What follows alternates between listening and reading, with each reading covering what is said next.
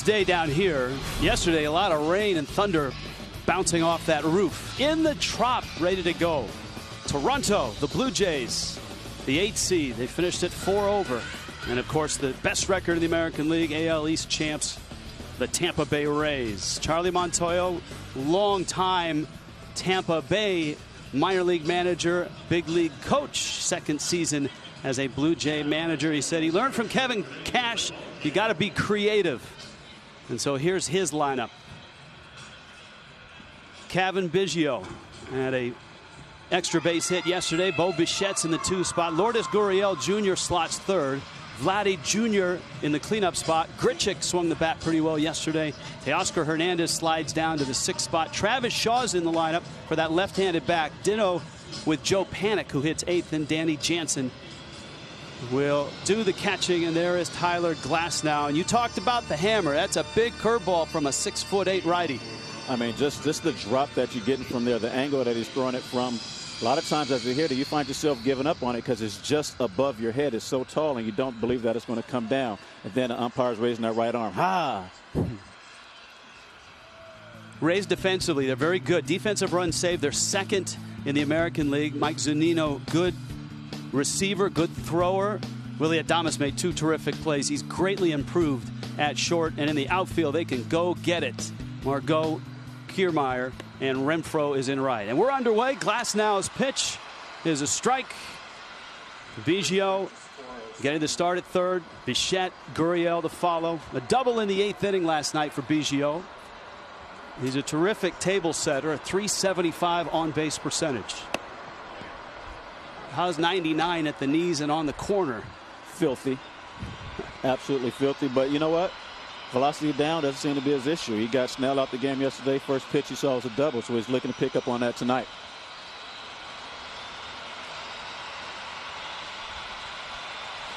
Three straight fastballs, 3 straight strikes, 99 at the knees. That ball just planes out. I mean, when a guy is that tall and he's throwing it down towards your knees, you swear it's going to hit the ground. And then it just catches that plane and sticks in that catcher's glove, and there's nothing you can do. It's an adjustment. You're not used to a guy being 6'8", stretching out that far, and to just throwing with that angle and that velocity. Umpires behind home plate, Chris Conroy. Yesterday, Carlos Torres had the dish. He's out in right field. And, of course, postseason, you've got 2 umpires in the outfield. Bo Bichette goes after the first pitch in the air. Kiermaier catches everything out there, and he's got that one. And Glasnow, his first breaking ball came in pitch 4, and already he's got 2 outs.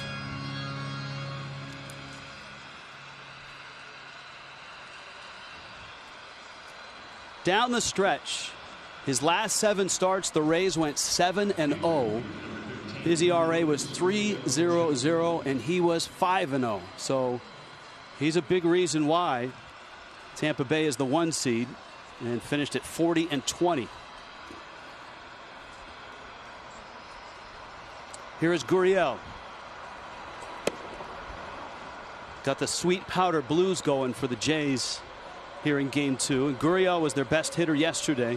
2 for 4 with a double.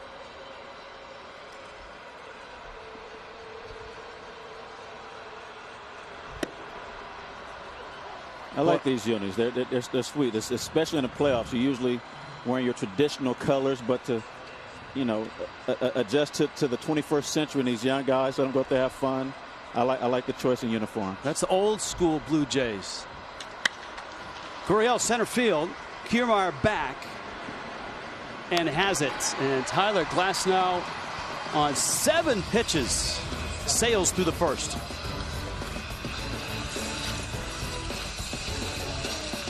Cash, the Bay Rays. Cash should be considered once again for American League Manager of the Year. Maybe this is the year that he wins it. He certainly deserves it with the job he's done. He's got a versatile bench. It's plug and play with a lot of right-handed bats against the lefty. Mike Brasso is in there at first. Arozarena moves up to the 2 spot.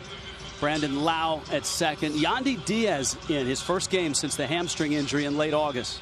Margot the hero yesterday. Renfroe, a big right-handed bat. Willie Adames, Kiermaier, and Zunino. Hyunjin Ryu, the 33-year-old South Korean, in the first year of a 4-year, $80 million contract, coming off a splendid season with the Dodgers last year. He was second in the Cy Young Award to Jacob deGrom. Was 14-5 with a 2.32 ERA for the Dodgers, and he's followed that up with a really nice, albeit shortened, 2020. Brasso in the box. Ryu at 87 with his fastball. Small Oakland University near Detroit, where Brasso is from. But he's a valuable player, Kevin Cash said today. Can play him in a lot of spots, all 4 infield spots, and he's at first base in this ball game. And from Ryu, we can expect a little bit of everything, a little bit of a mixed bag. You know, he's going to give you different looks. Not tricky. He when he's on, he's pounding the zone. He's working in, he's working out. Brasso lines it into left field, and that's a base hit. Gurriel over to the line. Brasso around first, headed for second. Strong throw, and he is out at second base. Brasso signals to the dugout to watch the video, and we've got a possible review. But Gurriel with a strong throw. Panik had to make an acrobatic tag because he had his back to the base runner. I mean, both sides executed. Out the box, he was thinking double. Gurriel gets over there, puts the ball on the bag. Great tag by Joe Panik. I think if Brasso, if he just slides straight into the bag, he's safe. But I think it's the swim move that will make the difference. He picked up his arm. Panik was able to put the tag on him as a middle infielder. Used to guys trying to swim around your tags, and that was the difference. That's our first look, and the Rays are not going to challenge. The call was right. The call was right. That was the difference. Randy Arozarena, the DH, takes away. Here's another angle. Perfect throw. Joe Panik, knowing where the runner's going to be. That swim move is what made the difference. It was the swim move. Couldn't hold the bag. Kept the tag on him, and he's out. Arozarena pulls it foul. Arozarena 400 against lefties. And Brasso's in there because he hit 4 homers and 333 against lefties. So this is how the Rays win ball games. They've got guys that they can just plug in depending on the matchup, and especially with a 28-man roster in the postseason, that adds a few extra players. And he drops one into right field. That's a hit. Hernandez up with it, and the Rays open with 2 hits, but the out at second is large. This is a very young and exciting Toronto team. Danny Jansen is a very steady catcher. But when you got youngsters out there, sometimes the defense can go a little sideways on you. Joe Panik's a Gold Glover, won that with San Francisco. The outfield is athletic. Gurriel and Hernandez both can throw from the corners, and Grichuk is pretty good gap to gap. And so far, it seems like we're getting a different approach from the Rays. They're coming out being aggressive from Ryu, trying to get him in a stretch early, swinging early. Into right field, that's a base hit from Lau. Up with the ball, Hernandez. The throw is cut, and the Rays aggressively at first and third with 1 out. And this is Rays baseball. Get runners on, find the holes, put the defense on alert. They made 1 play early, Gurriel and left. But here they are. I mean, 5-6 pitches into the game, 3 hits, 3 batters, 3 hits. Fortunately, Jays had made a great play, but this is what the Jays do. They put pressure on you. They're not trying to drive the ball out the yard. Put the ball in play, and let's let the game play out.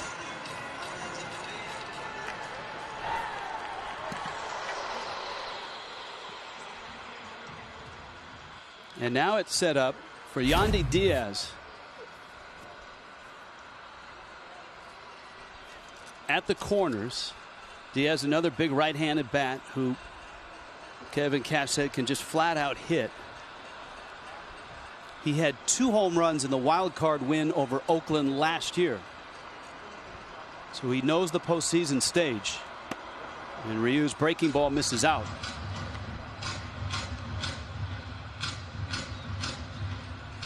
Infield is back for 2 with Bichette and Panik up the middle.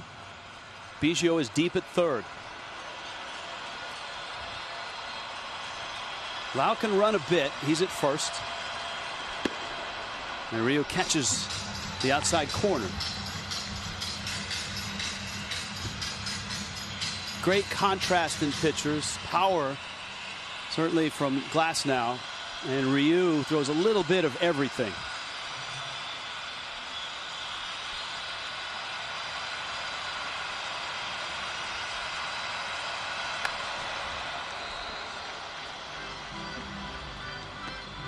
One and two. All right, here's everything from him. Well, you're going to get the changeup, cutter, four-seamer, curveball, and sinker. I mean, he mixes them up. He throws them at any time. He has confidence. He's a pitcher of today's game where it doesn't matter the count. They're going to throw the pitch that they believe that can get you out. So far, he hasn't done that, but if he gets in the groove and finds his way through this inning, look for him to settle down. You can see he does not have a good sinker. He needs a ground ball, and he gets a strikeout. Chasing is Diaz.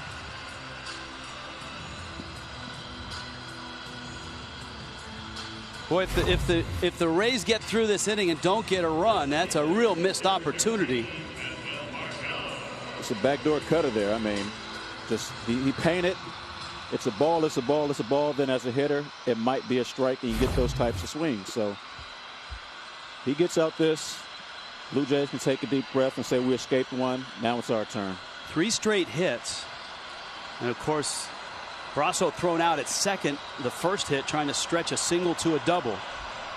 Now Margot outside corner for a strike. 2 for 3 yesterday, and of course the big home run, just his second home run all season. Has not fared well against Ryu. He's 1 for 12 in his career, and those at bats as a Padre, and of course Ryu, a long-time Los Angeles Dodger. Ground ball, base hit right field, and the Rays have a run. Arozarena will score. Lau holds second, and Tampa Bay has come out swinging. And the series that Margot is compiling right now is pretty impressive. Postseason hero alert. If I'm Tampa, I want this guy up in every big situation. Doesn't matter what he's done against Ryu in the past. He has been the man on the spot. Last night he comes through with a 2-run home run.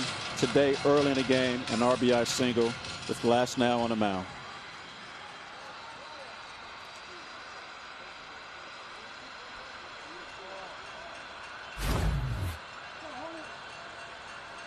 So Margot has now driven in 3 runs in the first 2 games of the series. Here is Renfroe.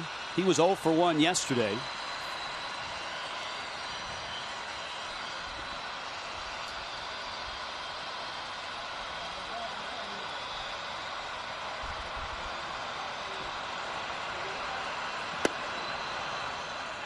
And it misses in. His last start was his best start. Ryu shut out the Yankees for 7 innings. Blue Jays took 3 of 4 from the Yankees in that last week of the season. Ball and a strike.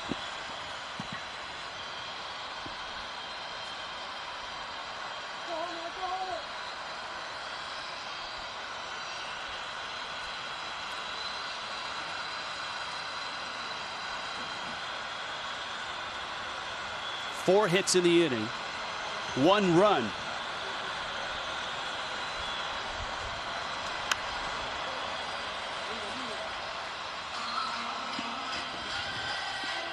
Counts 1 and 2. Renfroe kind of, and it's only 2 months of a season, but he's got somewhat of the modern day stat line with an average of $156. 8 home runs though. 22 driven in. Which is what they like. They love the guy who can get the ball in the air, and he swing or miss, but if he gets a hold of one,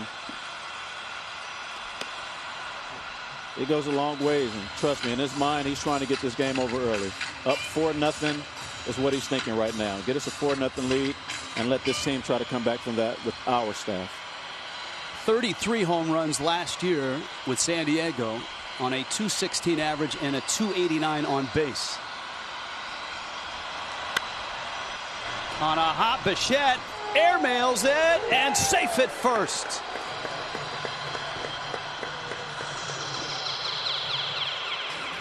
Did not go to second, went to first. I'm not sure if Panic was there. We talked about it yesterday. Just a young defense. I mean, there's no reason for him to not set his feet and throw the ball, fire the ball to first. I mean, there's no reason for that. He's there, plenty of time to make a throw. You catch it, you sit back, take a short step, and fire the ball to first. And if you look, it looked like he had 3 fingers on it, a changeup grip. But just set your feet, give yourself time to make a good, strong throw. Part of shifting is realizing where everybody is. And Panic was behind second base. He got to the bag in time that there was a play there, but Bichette had already made his mind up to go to first. But in your mind, you already take those things into consideration. I mean, you understand who's on first base. A fast guy on first base is going to have a huge lead. You take that right out. And it was a one hopper to the shortstop. I mean, that's all day. You catch it, you lean back, take a half shuffle step, nice solid firm throw to first base, and you're out the inning. But instead, the inning is extended on a throw in there. Willie Adames now 0 for 2 yesterday. Bags loaded, a chance to break this thing open right out of the gate. Well, I told you it's a young defense, and at times it can get a little squirrely on you. 44 unearned runs the Jays gave up in 60 games, and that was the most in baseball. That just lets you know how potent their offense is.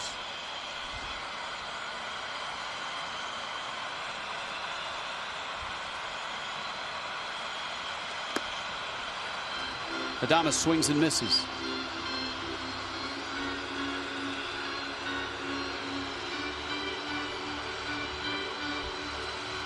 Not been a great spot for him, but he is young, and they love him here. He is really growing into the shortstop role.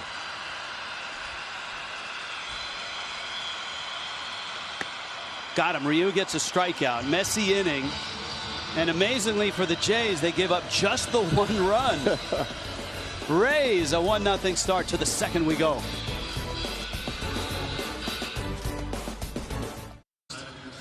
To the second, the Blue Jays get their second look at Tyler Glasnow.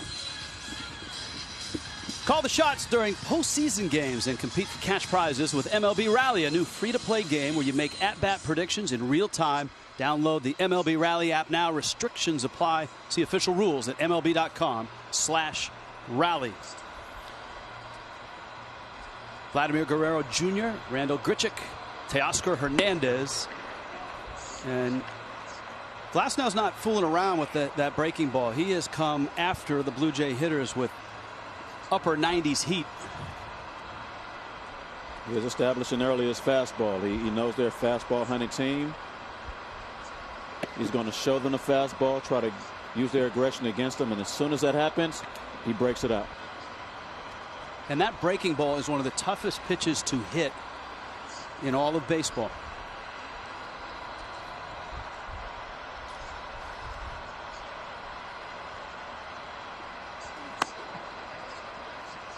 And they count 2-1. Now the Blue Jays as a team are not all that patient. Here's the arsenal.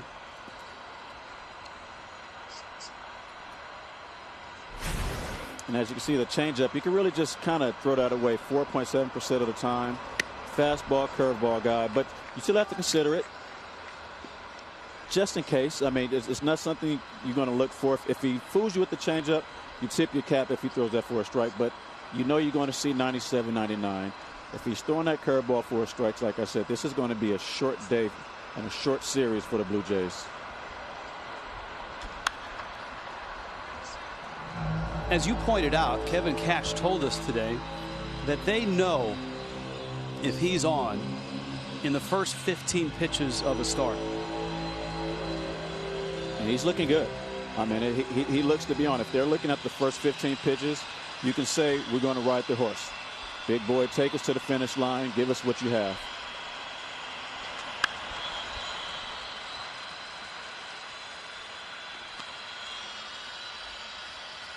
He did not come up in the Rays organization.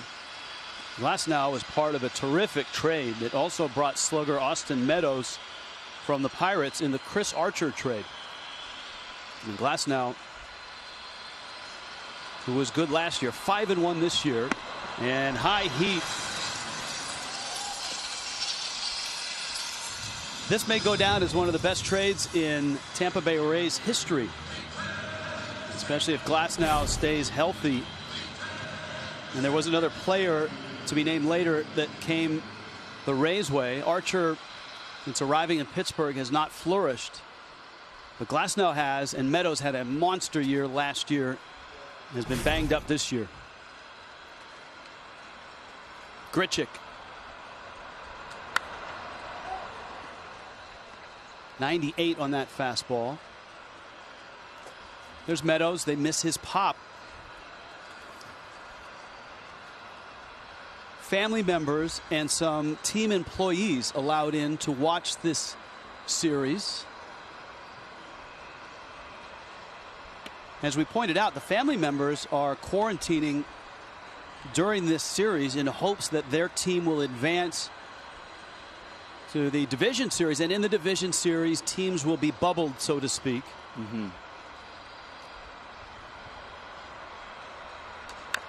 But Major League Baseball doesn't have the time that the NBA had to get everybody, 10 days into the bubble, make sure everybody is healthy and tests negative. Here, the plan is all around the wild card series, if families want to go in the bubble, they need to be with the player for 7 days, clear the tests before they go into the bubble. Breaking ball, and there's a swing and a miss, and Glasnow right now is just filthy. That was the 18th pitch. I'd have to say he's on. You think you could tell 18 pitches? I mean, they say look at his first 15, and then he just goes on from there. And number 18 was Uncle Charlie, 6'8", top down curveball, no chance. I mean, he's throwing 99, and he's throwing that on top of that. 1-0 might feel like 5-0 by the fourth inning. That's a great point. Here's Teoscar Hernandez. Yesterday, the Blue Jays got a good dose of Blake Snell, and all he did was flirt with a no-hitter in the 6th inning. And that's what makes, in my mind, the Tampa Bay Rays a team that can, if everything's going, can win the World Series, get to the World Series and win it. The top end of the rotation. Charlie Morton is slated to go tomorrow if there is a Game 3. But you run Snell and Glasnow out, and you back it up with a lights-out bullpen.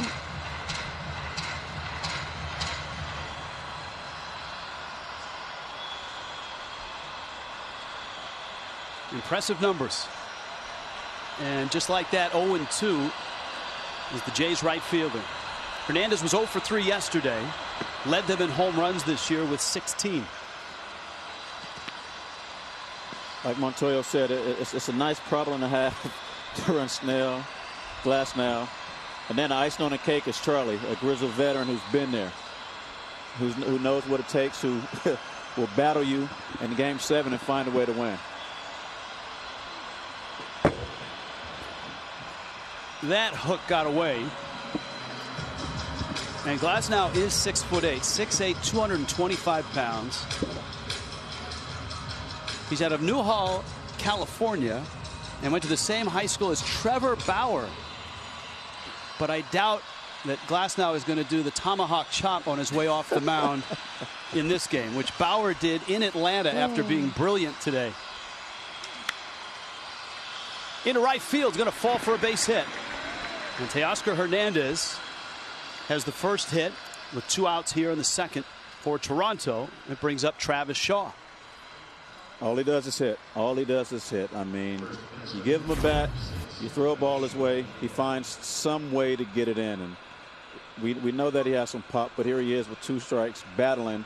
Just put the ball in play, give yourself a chance. Now we get to see Glasnow at the stretch, which is where pitchers, when they feel good, they want to be in a windup. So let's see how he reacts coming out the stretch to a power hitter and Travis Shaw. Yeah, this is a piece that the Blue Jays like against right-handed pitching. And Shaw didn't get much on that. It's going to float into right, falls for a hit, knocked down by Renfroe. On his way to third is Hernandez. Shaw goes after the first pitch, and the Blue Jays at the corners with 2 outs. I don't think we should expect anything other than a grind. I mean, you could dominate. Then all of a sudden, with 2 outs, you find yourself in a situation where you have to get out of. The first inning we saw with Ryu, just 4 hits, and the Rays only managed to get 1 run. Blue Jays had opportunities yesterday with runners in scoring position.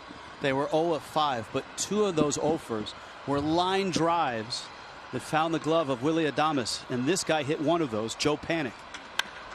Ground ball right into the glove of Brasso at first, and the inning ends. Blue Jays leave 2. Bottom of the second coming up, 1-0 Rays.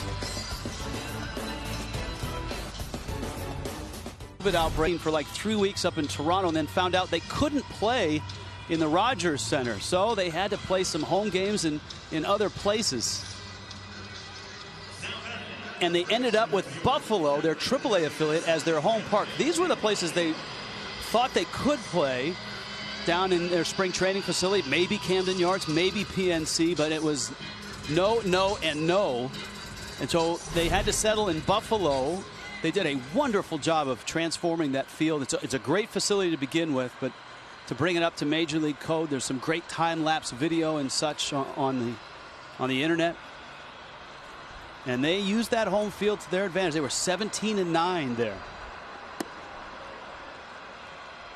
1-0 ball game.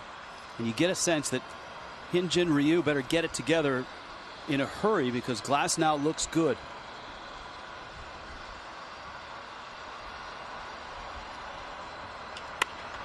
Line drive, base hit. That is the 5th hit already. Kevin Kiermaier is aboard.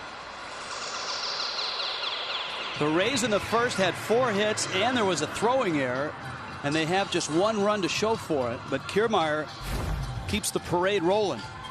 I mean, usually when you have this many hits this early in the game, the score is a little more than 1-0. So if you're the Jays, you see that as a positive. Fine, get your singles, get a run on base, but don't push him across home plate. And if you're Ryu, what am I doing to get a ground ball right here? I mean, you don't have a lot of speed at the plate. A big strikeout guy. The whole right side is open, but this is a perfect double play ground ball guy.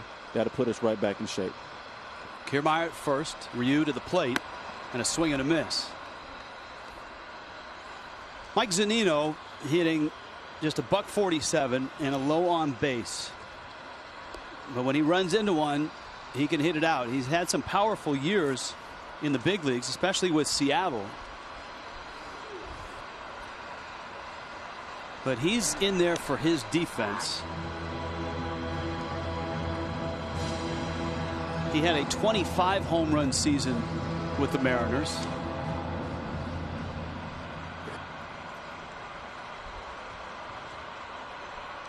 Rays have been running with success, but Ryu is one of the best in the game at shutting down a running game. First of all, he's a left-handed pitcher, so he's looking at you. There's no early break-in. He can see everything you're doing. Secondly, he'll hold the ball. He gives you that I'm not going to go to the plate, I really don't care look. Then he throws a slide step out there. That's a bad combination as a base runner. You just either say I'm going to go. To left, Gurriel back. He's run into one. Gone. 2-run shot.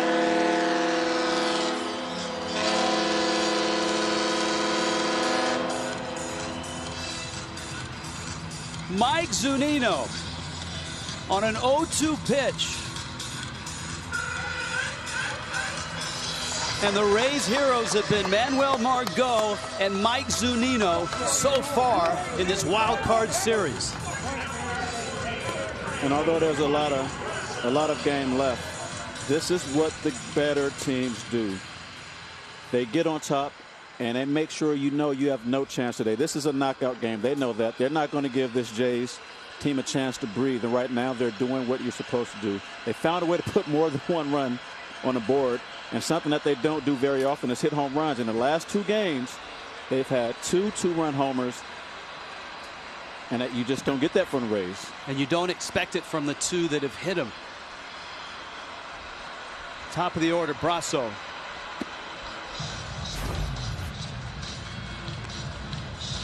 That's not where you want an 0-2 pitch. Not at all. Not at all. He just pulled the ball and There's no one more thankful than Mike Zunino right now.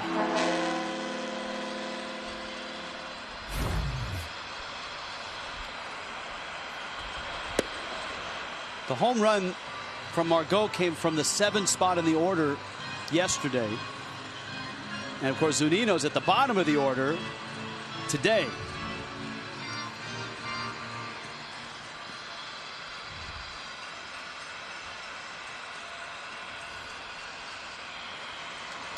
And Ryu right now,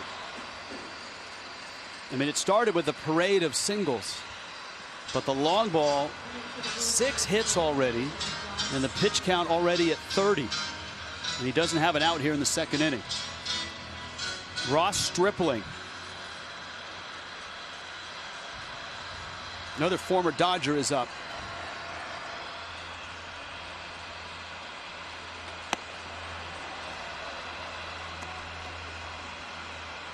And you can see, Ryu, the body language isn't good right now. Yeah, and if you look at the two teams, the Rays are playing like a team that's up 1-0 in a series and know they have a chance to close it. And on the other side, Ryu, just almost as if he's not feeling it. He can't get ahead. They're putting the pressure on him. They're swinging early. They're getting hits. And he hasn't had a chance to get comfortable. And when you're a better team, like I said, you want to make sure the other team realizes that you're better for a reason.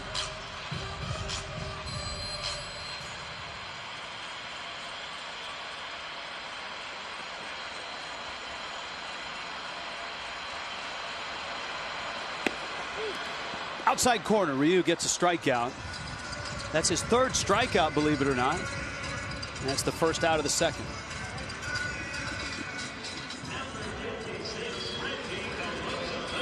They are back and they're hungrier than ever. All new episodes of Impractical Jokers Dinner Party. It returns to True TV October 29th.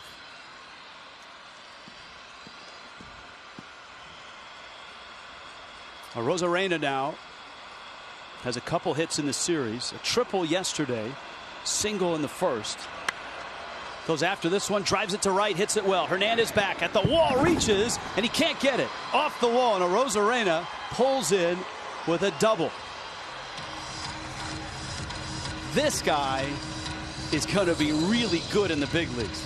He really is. And like I said, I got a text yesterday that was saying how Rosarena says he loves left-handed pitching. And the reason why, they throw the ball to the barrel. And he's had lefties the last couple nights, and he's just enjoying it. A triple to right center, a double basically in the same spot, a single is first at bat. I mean, he really loves lefties. If you make a statement like that and you live up to it, it's not bragging if you're doing it.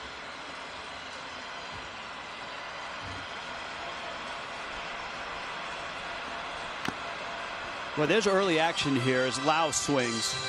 Of the 7 hits, 3 have come on the first pitch of the at-bat.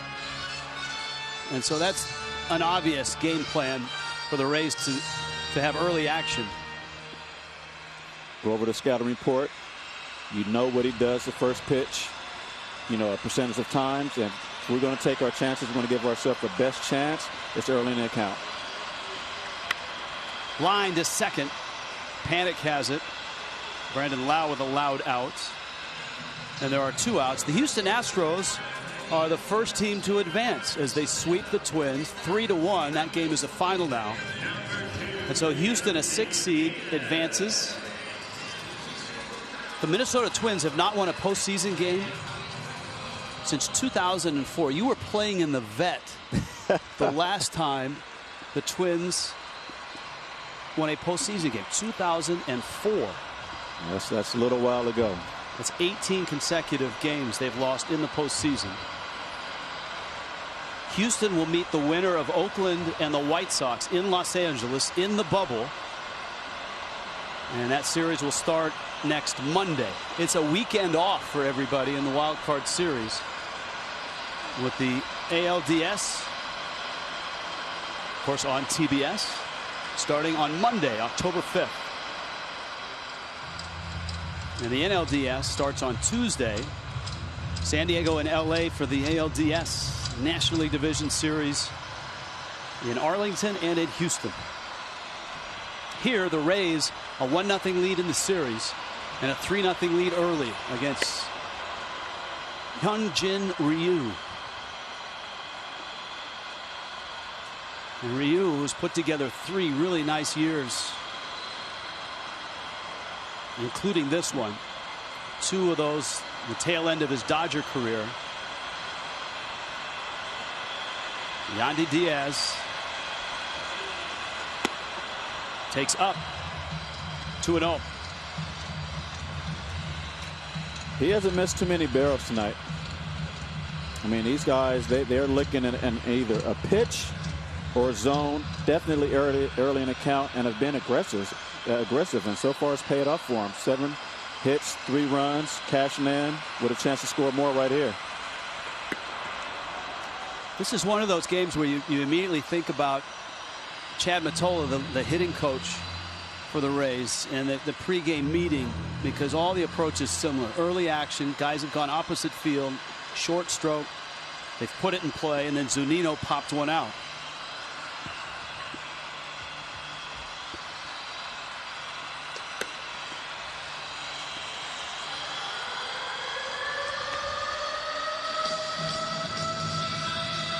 Part of having Ryu out there is length and trying to get him into the 6th inning at least. That's not going to happen at this pace. No, not at all. I mean, he's struggling when he throws the ball across the plate. They put a good part of the barrel on it. We had a 2-run home run, doubles, hard hit singles.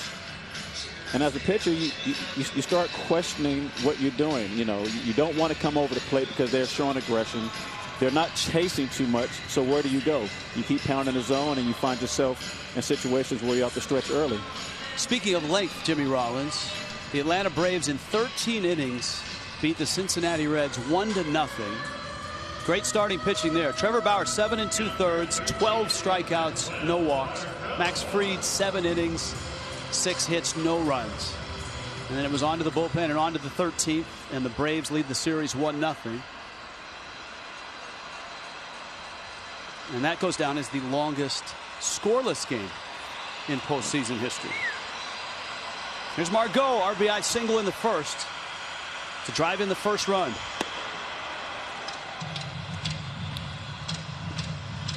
Willie Adames and the Rays, that's his guy. Adames and Margot very, very close.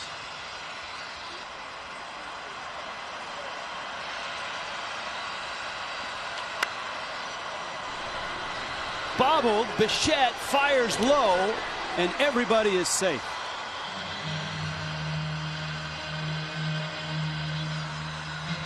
And for Dante Bichette, it has been a rough start. Or excuse me, Bo Bichette. Dante as well. For sure. Just up there watching. Yes, thank you. Yeah, I mean that's. I mean, you can see it in his approach. He was a little uncomfortable. He got a little too close to the ball. Gave himself, you know, a somewhat difficult hop, and then just makes really a careless throw, a senseless throw. Good thing the first baseman Travis came off the bag knowing we had no chance. But look, sit back, take the out at second. That's a 22-year-old shortstop in the postseason. Been there, not in the postseason, but been there. You make that error early, and then you start questioning everything you do. You know, you don't want to make that mistake again. It's 2 outs and a ball is hit to you. And there's sometimes you really say, please don't hit another one to me. Sometimes you say, hit another one to me, but he'll find a way. I mean, if they get out of this, he has a chance to do something at the plate to make up for it and just feel better about himself. I'm sure he's looking forward to that. That's a hard way to live in the postseason, trying to get out of this or get out of that, because that was the first inning for Ryu. He gave up just the 1 run. He's given up a 2-run homer to Mike Zunino here in the second. Renfroe has big power. Drives it left field. In the corner. Gurriel gone! Grand slam! And Tampa Bay has kicked this thing wide open.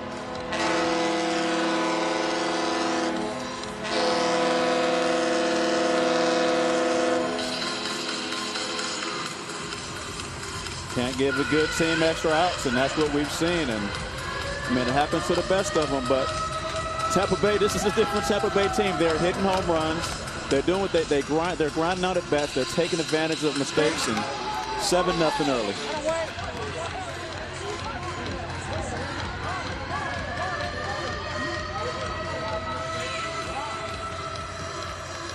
And Ryu is done. The Rays hit lefties. Their lineup was stacked with right-handed bats. 2 of them have homered. First it was Zunino, and now Hunter Renfroe with a grand slam. Tampa Bay 7-0.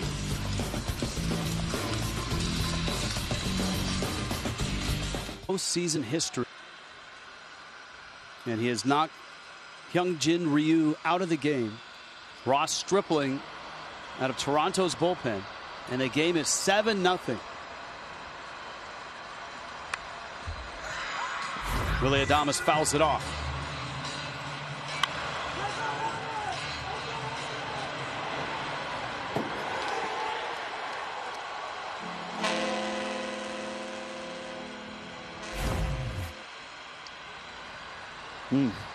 Sweet swing right there.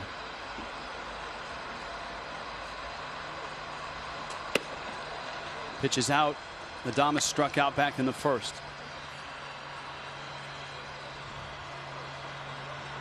His last start, he shut out the Yankees for 7 innings. But the Rays jump him. All the runs on the grand slam unearned. Bo Bichette with the error at short.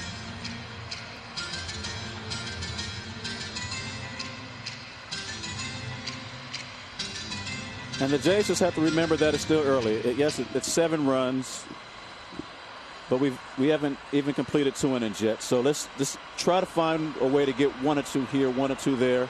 Look up in the 6th or 7th inning. If we hold them, see where we are.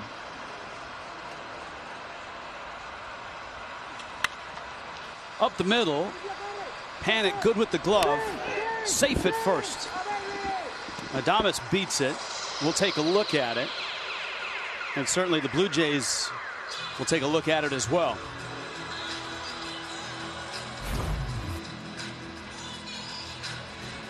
I thought he had him, but we'll see. Interior of the glove. I think he's out. I think he's out as well.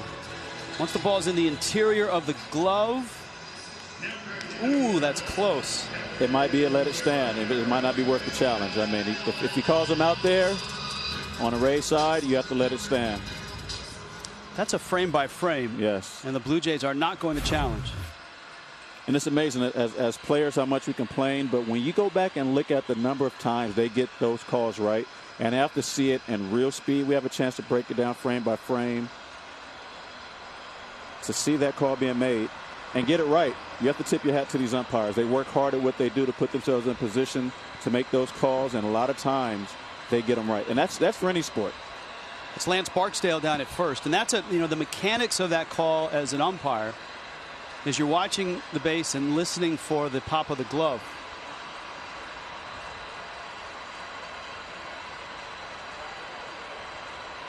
And I don't know how you distinguish for that one with the ball and the foot just about at the same spot. Gurriel over towards the line, makes the catch. A long inning for the Blue Jays and for the Rays. A couple of long balls. Mike Zunino from the 9 spot. And after the air, the bag's loaded. Hunter Renfroe unloads a grand slam. Hole right now against one of the better power pitchers in the game, and Tyler Glasnow. And they'll have their 9-1-2 hitters up. Danny Jansen, Kevin Biggio, and Bo Bichette.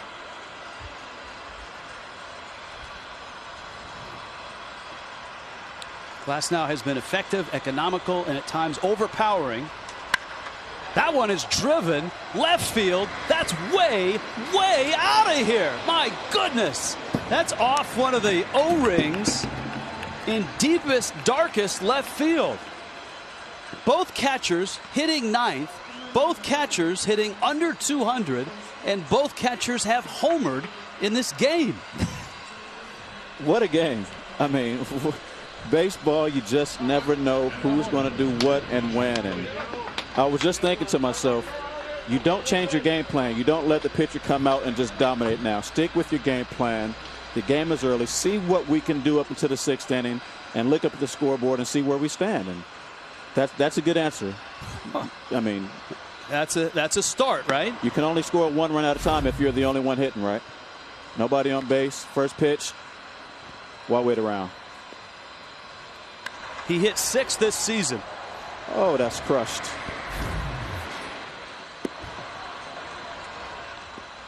That ball was crushed. That was, absolutely. You could tell because Margot didn't move. Didn't move at all. So 7-1. Now, as hard as he throws, there's a check swing and no swing. As hard as he throws, Glasnow does give up home runs. 11 in 11 starts.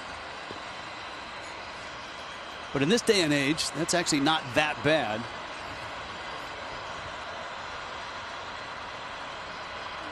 StatCast has 432 feet. Huh. That's only because it hit the catwalk. I mean, that's projected distance. Yeah. And that's the catwalk, and it hammered the catwalk at a pretty good rate. That's at the knees for a strike. And full count to Biggio, struck out back in the first. That ball may have been on a mezzanine level if that catwalk isn't there.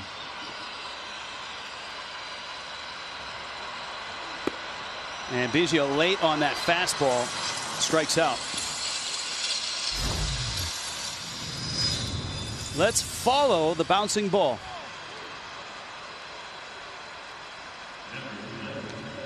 Oh.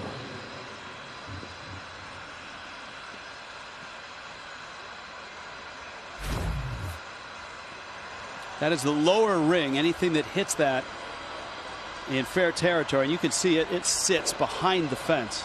That's a home run. And the ring above it as well.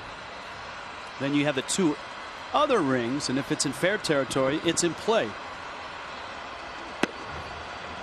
And this is one of the buildings in baseball that has a roof. Some are retractable. This one is not. That has that fun ground rule where you're an infielder, and Jimmy, you've been there many times. You've got to follow the ball. If it hits something in fair territory on that roof, it's in play. And you can run it down in shallow left or over in foul territory if it bounces from fair to foul. The rule of thumb is if it goes up, play it. Let the umpires make the call. What you don't want to do is assume you know the rules. Oh, that's foul, and it comes back fair, and there's a runner on second. And all you have to do is catch the ball. Bichette takes outside. That's 3-1.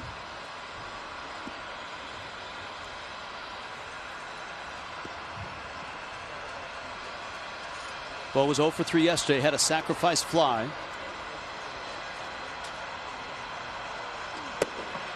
And a walk, the first one issued.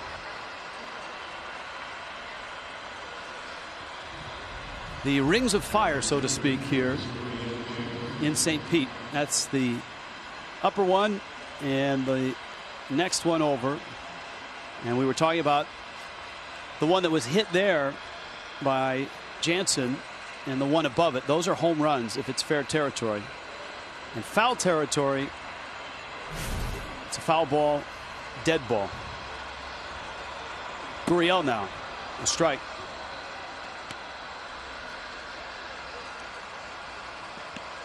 It's definitely unique. Something you don't see at any other major league ballpark. I mean, we've seen things above the head, but all the wires and the ring rules. Roller in the hole, backhanded. Adames across the diamond. Terrific play. Beautiful play right there. That play is underrated. For shortstops to be able to go to their backhand side and have to throw moving away from first base accurately, hitting the first baseman, above the knee, so give him a chance to get a nice stretch. He did everything right. Perfect. There's nothing better you can do right there. Put the ball on the money, square to your shoulders, get your hips around, Give your first baseman a chance to make a stretch and get the out for you. Charlie Montoyo, who obviously was in the Rays organization a long time, said that the improvement that guy has made, that he has seen, of course last year he saw it as the manager of the Jays, has been monumental from day one last year to the end of last year and continued on into this year. Adames has really blossomed. It's a testament to him putting in the work. The coach is seeing what needs to be improved, him knowing what he needs to do to improve and putting in that work, and then believing in himself that in a game I can take what I've practiced and execute it. Vlad Guerrero Jr. counts 0-2.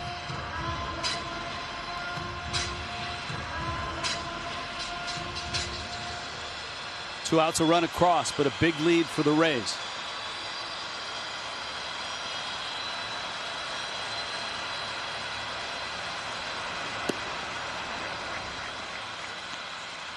That pitch comes a long ways. Everything about this kid is long. Long arms, long legs. Only thing that isn't long is the amount of time you get to see the ball. When you're 6'8" and these guys stretching out, fastball at 99 with the hammer, it makes things a little tougher.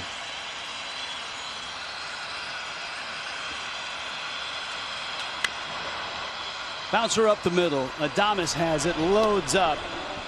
Tyler Glasnow gives up a home run. Rays on top. Danny Jansen. First run of the day for the Blue Jays. Tight one yesterday, lead in the series. 7-0 here, or 7-1 here. 7-0 until the Danny Jansen home run. And here's a guy that started things off in the second, Mike Zunino, who blasted one to left, a 2-run shot. Hunter Renfroe would hit a grand slam. And it's 7-1.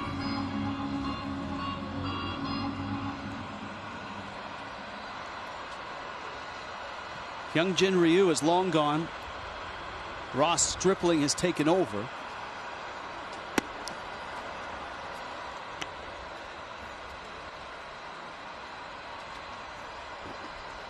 Bottom of the order, 5 through 9. Terrific yesterday. Couple big home runs today.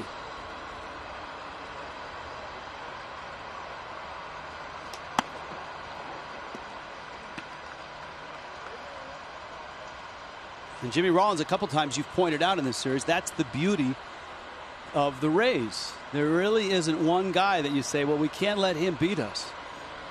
And they know that. That's their mentality.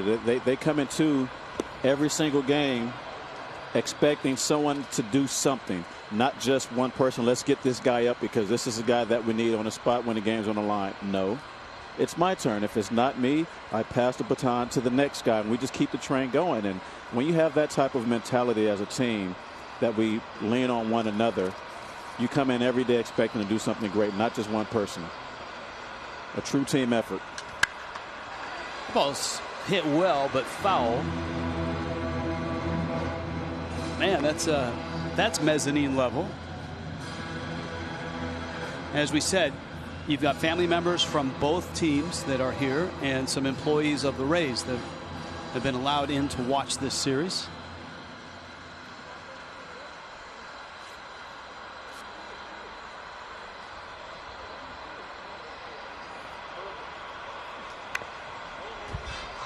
And Zunino fouls that one off. 8 postseason games going on right now. Those two are inseparable.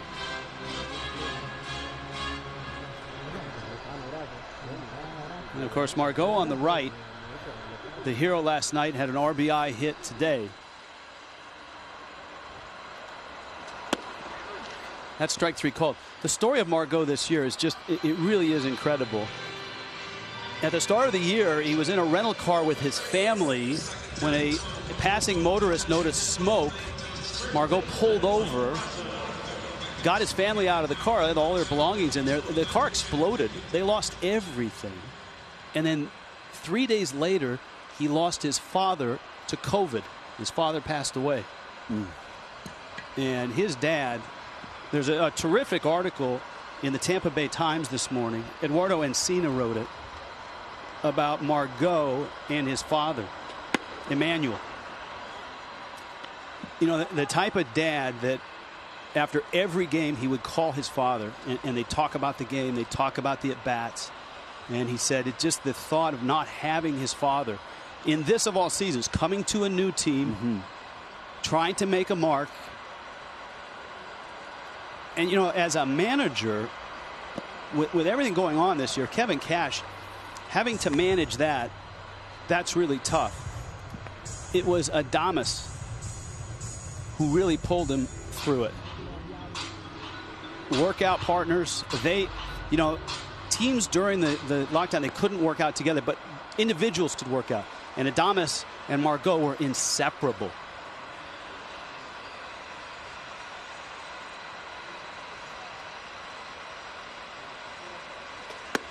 And so if you saw yesterday's moment,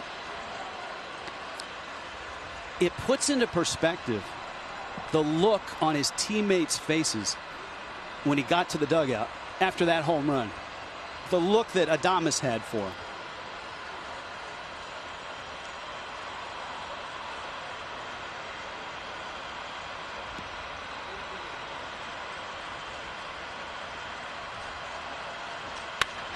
That one is smoked up the middle and a base hit for Brasso.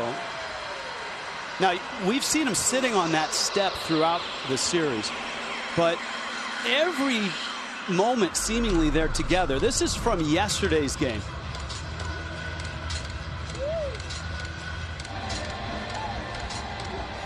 That's the home run.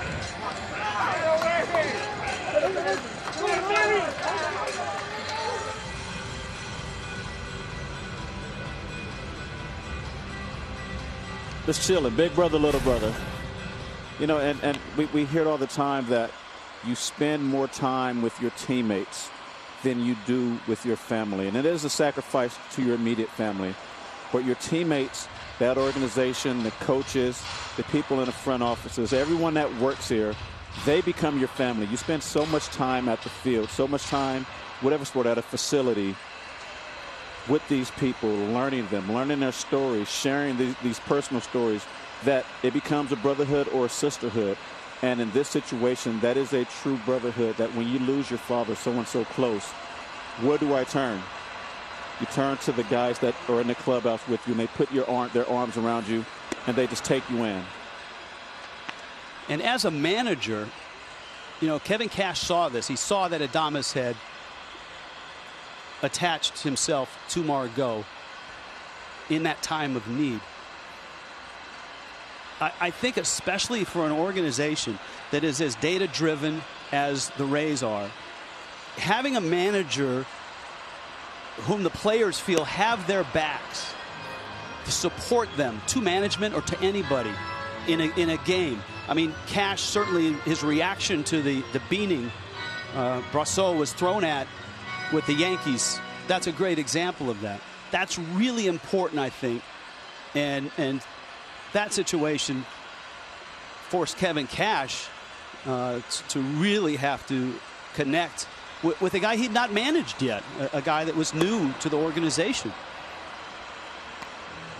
I asked Kevin Cash about that today. And, you know, in my mind, one of the best in the business at doing that is Bob Melvin in Oakland.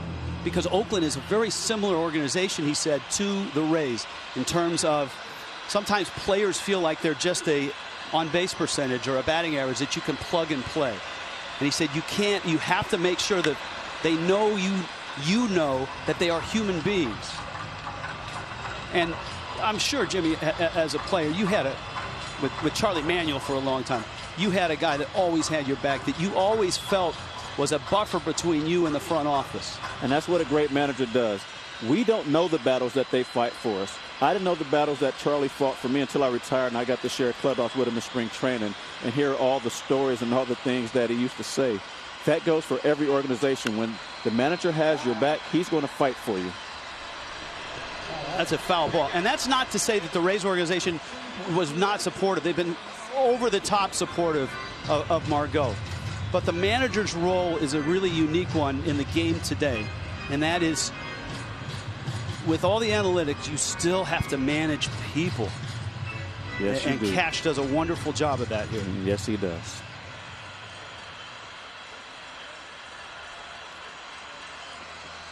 And I think some guys get labeled as a player's manager, and on the outside, you really don't understand what a player's manager is.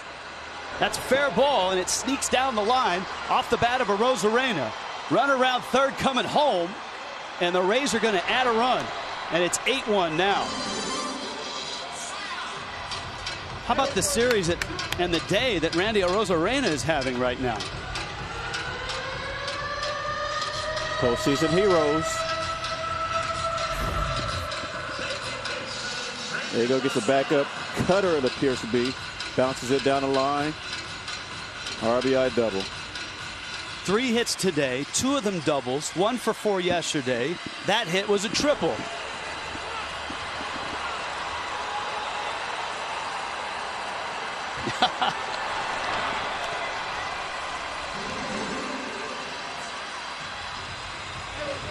I'm telling you, Jimmy Rollins, this team can go a long ways. This team can win it all.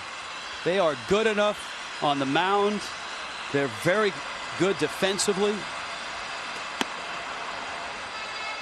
They seem to have a hero anywhere in the lineup. But this is what they have to do. They have to stay aggressive, understanding that they're not a team that's going to sit back and rely on the big 2- and 3-run home runs. Although they have a grand slam and a 2-run home run tonight, they have to come out there, be aggressive on good pitches to hit in order to have success. And they are doing that tonight. They're finding holes. They're having timely hitting. They're getting good pitching. They've done that all year long. And if that continues, they can definitely be a favorite coming out the AL. There's a long way to go, but I like the way they came out today. They seem like a different team, a team that knows they have a long future. Brandon Lau now. Blue Jays have shifted to the right side, and Lau swings and misses. Well, it was a really short start for Hyun-Jin Ryu. They knocked him out in the second inning. 7 runs on the board. The Renfroe grand slam. The last hitter he faced. Lau has lined out and singled. 11 hits. And there's 1 out in the third.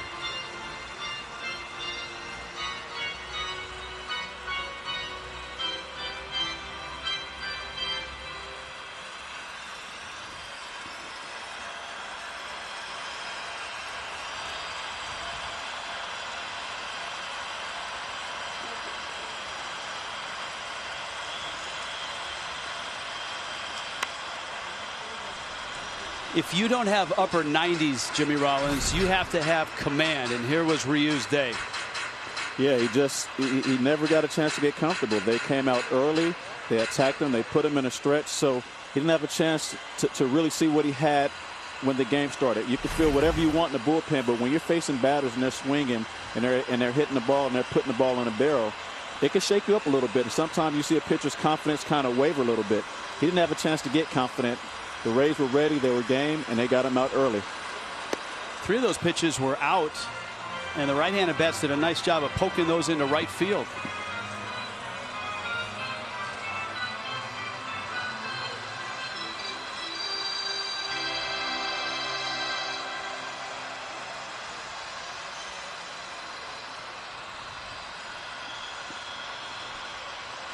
Arozarena at second. 3-2. Lau hooks it. Shaw to the bag. 2 outs. We're talking about the Houston Astros and advancing into the bubble. They'll go into the ALDS in Los Angeles, and they'll get the winner of Oakland and the White Sox. Oakland's bouncing back from yesterday, has a 5-0 lead over the White Sox, bottom of the 7th. The winner of this one, and right now the Rays are in a great spot, would go to San Diego and face the winner of Cleveland and New York. The Yankees won big last night.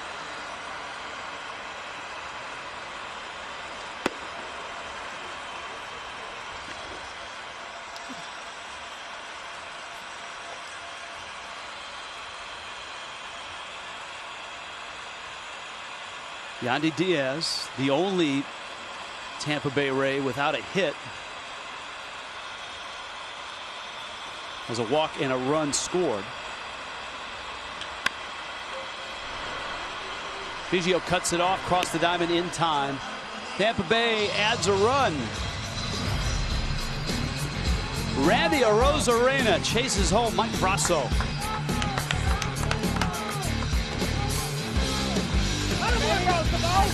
Presented by Tire. Well, this has been a runaway. And the Tampa Bay Rays and Tyler Glasnow. A 1-0 lead in the series, and it could be over shortly. And the Rays could be headed to the bubble and headed to the division series. Randall Grichuk takes a fastball up. Grichuk, Teoscar Hernandez, and Travis Shaw. Blue Jays showed signs of life in the third. Their catcher, Danny Jansen, hit a long home run to left field, but that's the only dent in Glasnow today.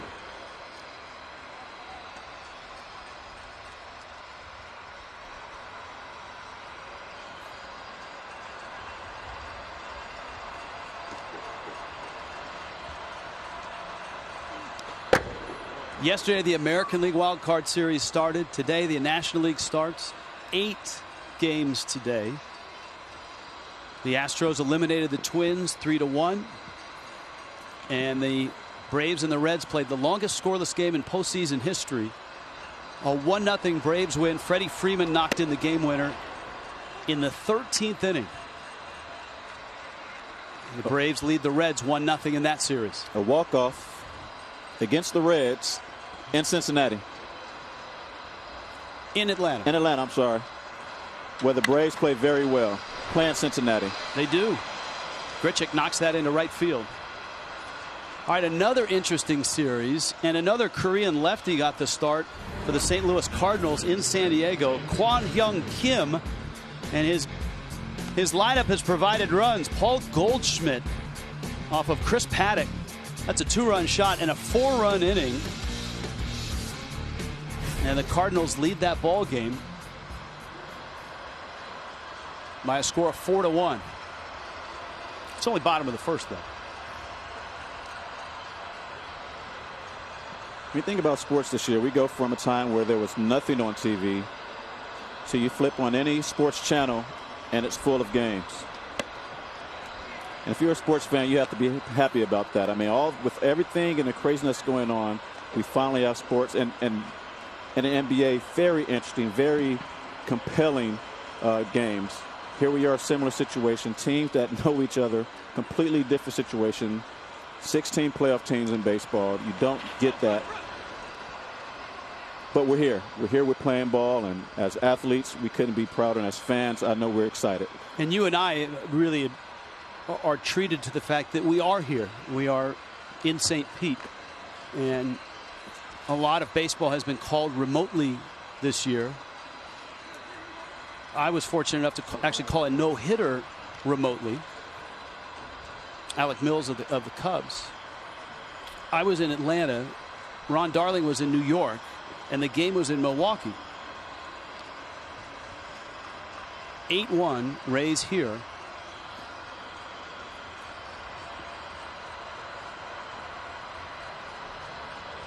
The Rays players, now traditionally, and everybody across baseball knows this, the Rays have had trouble drawing fans to this facility. It's across the bay from Tampa. It's not an easy drive at 5 o'clock at night.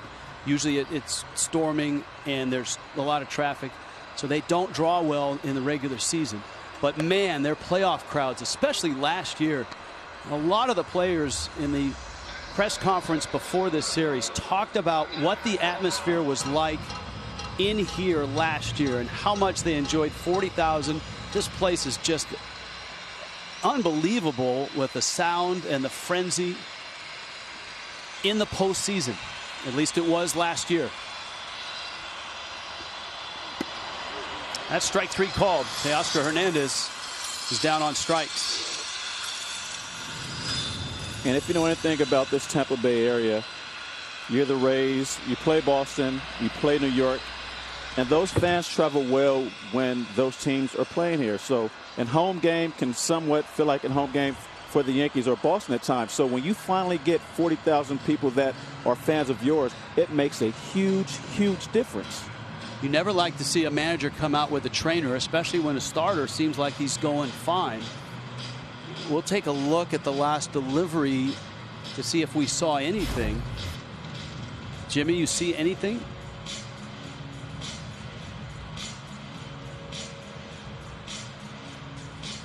Nothing that would concern me. I mean, maybe having a little tingle or a little numbness in his fingers. I got to talk to Pedro how that happens sometimes. Especially the guys that have velo. They're throwing a ball and their shoulder comes out of socket for a split second, and you get a little tingle, or you have some numbness there, and you don't have a good feeling for it. So nothing that stood out. He didn't, flinch or grab at anything. But obviously they know their guy. If he has any issues, they know what to look out for. So something that they didn't like there, had them come out and look at him, but he says he's okay and he's staying out there. I'm okay. But look, if you're Kevin Cash, you've got to make sure. You don't always take the pitcher's word for it. You don't take any player's word for it. We're always okay. There's a difference between being hurt and injured. And if it hurts, you'll find a way to get through it. Motrin, Advil, Tylenol, maybe some duct tape. But when you're injured, you have to step out. So he's here. Let's see what he has left. Here's Travis Shaw, and he goes after the first pitch and launches it to left. Margot is out there, makes the catch.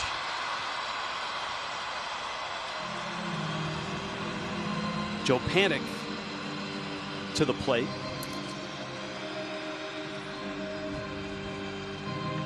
This is a postseason, obviously, unlike any we've ever seen in terms of structure and series, the wild card series, but even in the division series and league championship series, there are no off days. You're going to play 5 days in a row in the division series if it takes 5, 7 days in a row in the LCS if it takes 7.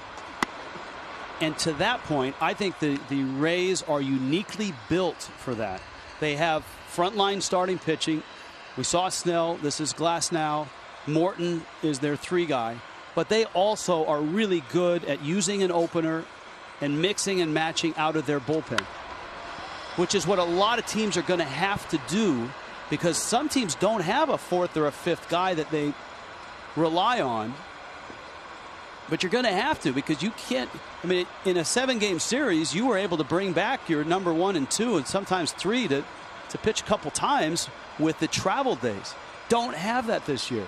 And I think that's advantage Rays.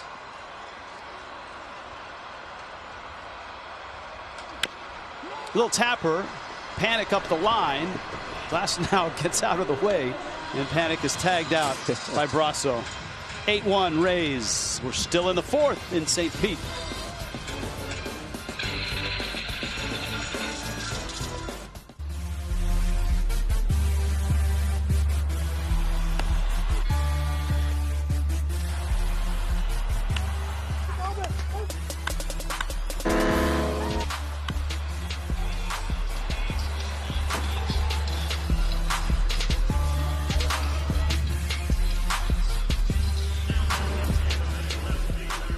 Not a party yet, but getting close as the Rays, an 8-1 lead, trying to advance to the division series.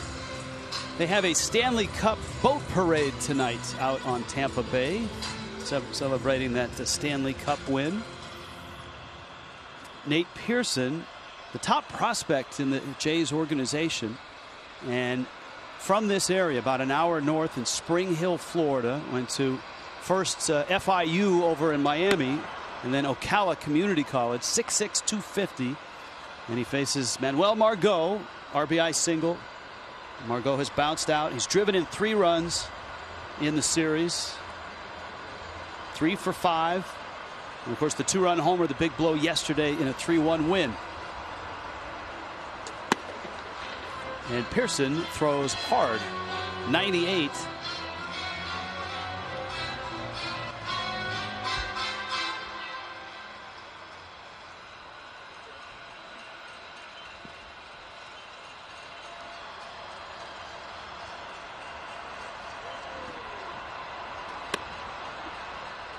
And there's triple digits. What do you know? Another guy out the bullpen that can touch triple digits, huh? Man, it is just amazing. Like, where are these guys created?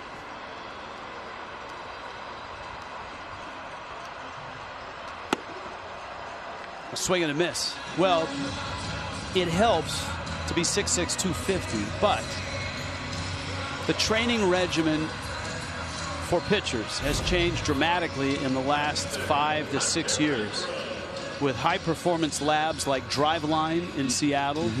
The major colleges like North Carolina, Vanderbilt, Oregon State have all gone heavy into Rapsodo cameras, the high motion cameras, the biomechanics study, the new workout of weights with weighted balls. And all of that, I mean, literally, you can add velocity as a pitcher with a lot of the stuff that they have. And the colleges were first into it, and they, of course, produce a lot of the top pitchers. This is a junior college guy here. And so these guys, guys that are throwing 94 spend time at one of these places or with a college program, or now major league teams have this equipment. And this workout, some major league teams have hired college pitching coaches because of that. And so you got guys, that's 101. You got guys that can add velocity. But the one thing, and I've been to Driveline in Seattle. The one thing they preach there is velocity is great. It helps. I mean, it plays. But you still have to command your fastball. You still have to be able to manipulate the baseball. That's wicked right there. I mean, command this. Look at this. I mean, an 87-mile-an-hour slider. That is filthy. 101 to 87. Go grab a seat. So, Jimmy, if you wanted to make a comeback and you wanted to add about 3 or 4 miles an hour to your fastball, it's not there. I mentioned that place in Seattle. There's other places around the country, and it's especially, I'll bet you the Phillies are like that. In fact, the Phillies hired a guy from that lab as their hitting instructor, Jason Ochart, who's terrific and done a really nice job with a couple of the Philly hitters this year. But again, they also say that velocity is great. We can get you good velocity, but you have to command the fastball and manipulate the baseball. And Trevor Bauer is probably the best example of that. And he's a guy that has frequented that place. I didn't know that. This kid just looks scary. He looks like a big baby on the mound and just throwing flames. 101 with a hammer like that.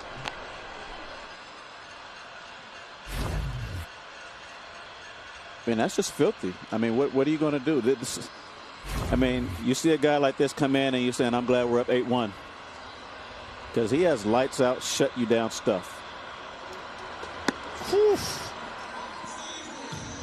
Well, Nate Pearson getting a taste of the postseason.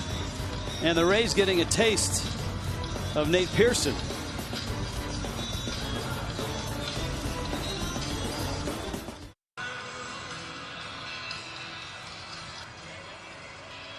One ball game. Tampa Bay on top. Let's take a look at StatCast powered by Google Cloud.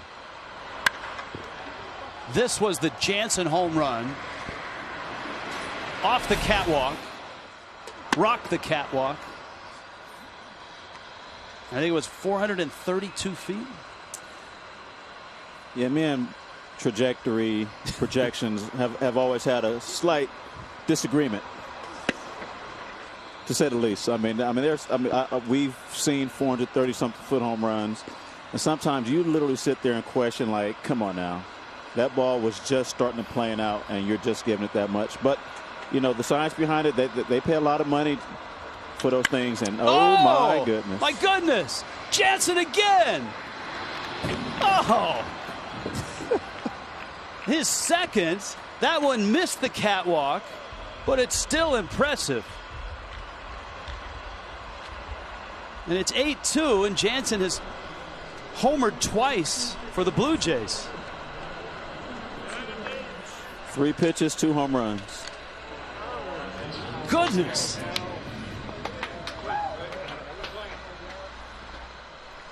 The Jays aren't going quietly here.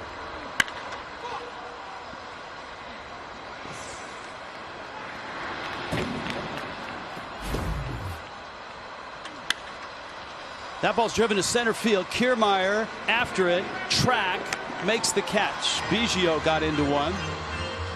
And there's an out here in the 5th. Can we get the distance on that one? I want to see how that one compares, that home run compares to his first one. We have a crack staff of researchers. And right now, 395 is the early return. That one not as high as the catwalk homer. It's the second multi-home run game by a Blue Jay in postseason history. The first is Jose Bautista. Ground ball up the middle, off the bat of Bo Bichette. This is only the second multi-home run game by a Blue Jay in postseason history. That's hard to believe. I mean, that's really hard to believe with all the great teams they had in the 90s. Yeah. And we do apologize for the great audio that we have on the field. It picks up the back crack, it picks up the great dugout sounds, and occasionally it picks up a frustrated pitcher. To say the least. So we apologize for that.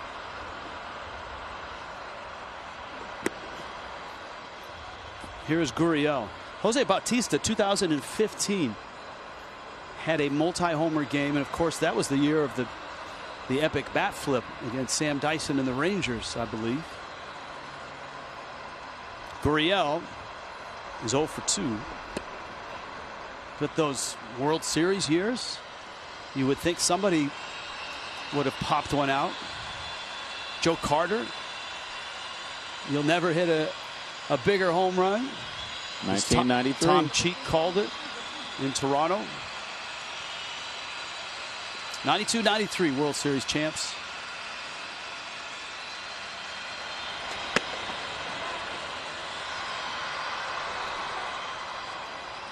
No swing by Gurriel. 8-2 Rays on top.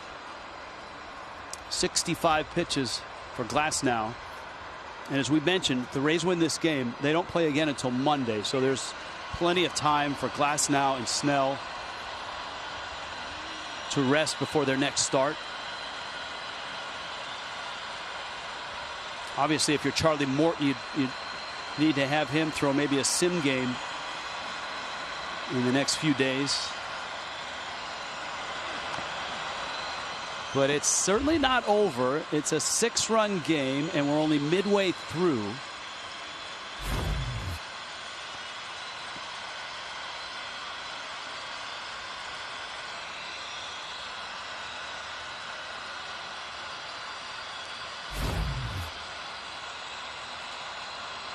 Gurriel 2 for 4 yesterday with a double.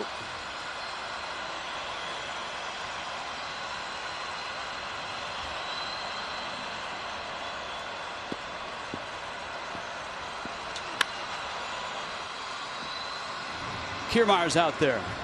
Glasnow gets through 5, gives up another long homer to the Blue Jays catcher, Danny Jansen. He went 438, and this 395. It's 8-2 Rays. Covered on Facebook and YouTube. Rich Waltz, Jimmy Rollins, our entire TBS crew here in St. Pete. This is a terrific road hotel in Major League Baseball. A lot of teams love coming here. It is a great hotel, and I actually got a chance to get out and do a little just fresh air breathing and just remember how beautiful this place is. And I mean, hopefully, you know, when this contract is up, they get a new stadium, we'll be able to draw, because this is a great baseball team. They have a lot to offer. And if you're a baseball fan, I mean, this is baseball heaven. Spring training happens down here. You have a major league team that's winning, and that's good, and is really not a secret anymore. So, you know, I wish them luck going forward as far as that goes. Get a new field, because this is a great place to come watch a baseball game. And this is how good they have been since 2018, starting 2 seasons ago, including this. It makes 3 years. The Rays are right there with the teams that you think are dominant. They have been dominant. Shaw flips. Pearson gets over. And out at first is Kiermaier. And Jimmy Rollins speaks from experience. You have lived down here. You've lived in Tampa for a long time, and now you've relocated to the West Coast. Yes, and I enjoyed every minute. I forgot how humid it gets out here. We've had a break. It's had been a lot of rain, and keeping the temperature down and humidity relatively livable. But I mean, to have a ballpark that is Tampa, that is St. Pete, that really grasps what the Bay Area is. We see how much they love the Bucks, and obviously even a little bit more now with Tom Brady. But you have a good product that you run out on the field, and you build something that people want to come to. They enjoy being outside. I mean, if you have a boat, you're always on the water. There's water all the way around. You can incorporate all of that into a brand new stadium. With this product, I mean, baseball can really take off down here at the major league level. And that's the challenge as Mike Zunino stands in. Zunino with a 2-run homer.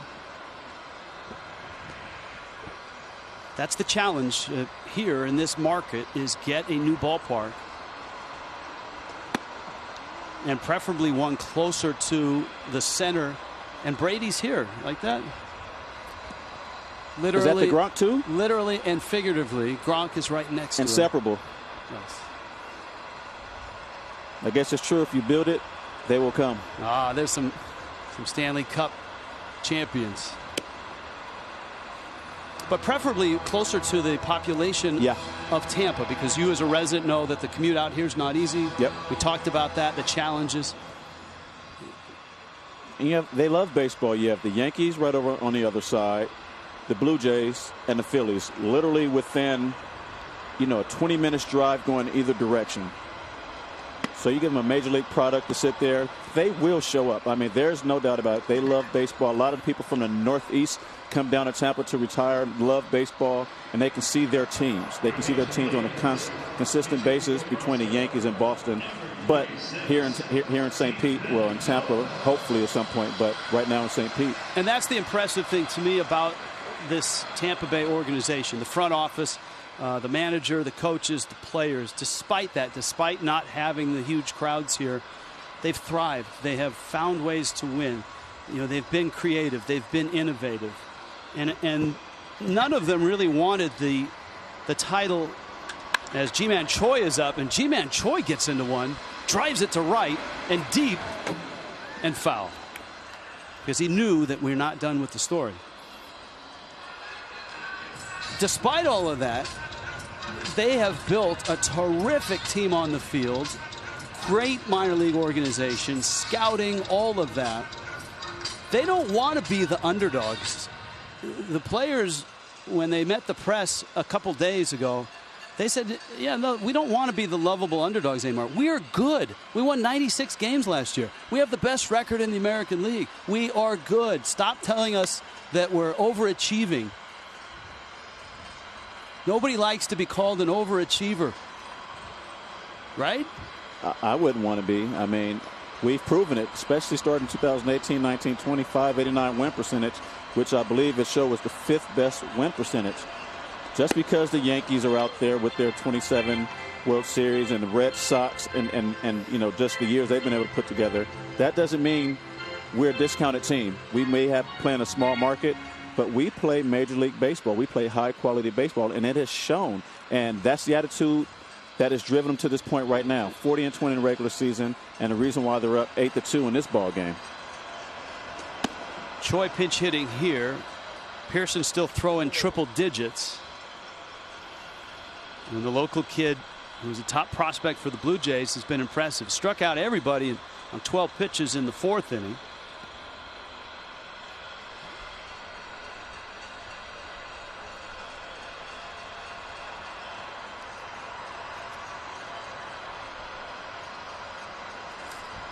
Choi had a hamstring injury. Pulls that one foul. Choi actually experimented with switch hitting. A homered from the right side earlier this year, but he's gone back to just going lefty. Fun fact. Fun fact. Javi Baez hit the double left-handed the other day at the end of the season, and Choi homer from the right side.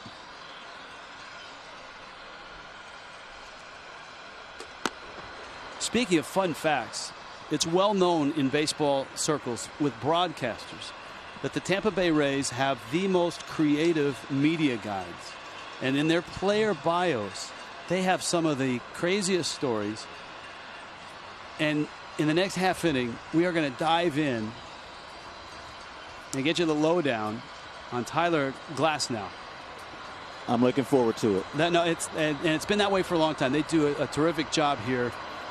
There's stuff that, just like you said, when you're a kid listening to Vince Scully or a player listening to Vince Scully, stories that you've never even heard about your own teammates. We get that when we return. 8-2 Rays on top. As I say, Rays PR department does such a great job. The stories they have about their players, you don't find anywhere else. Vlad Guerrero in the box, breaking ball from Glasnow is a strike. We'll start with the slow stuff, right? For Glasnow, he grew 11 inches between his freshman and senior year in high school and separated a growth plate in his right shoulder in the process. Ground ball sneaks by Choi, who's in there at first, and it's into right field. He won a silver medal in the high jump in the Junior Olympics. That's pretty good. Now we get into the good stuff. He's a huge fan of gangster rap, and he has a no juice tattoo on the inside of his lip. Look at our research department. Lil Boosie. That's it.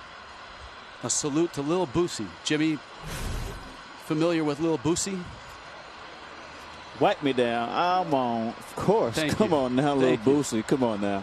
You have to make your partner part of the stories. No doubt about it. How about this? As a young teen, he once threw a water balloon from the top of a Subway restaurant and was shocked to learn that one of the balloons hit the local police chief's wife's windshield.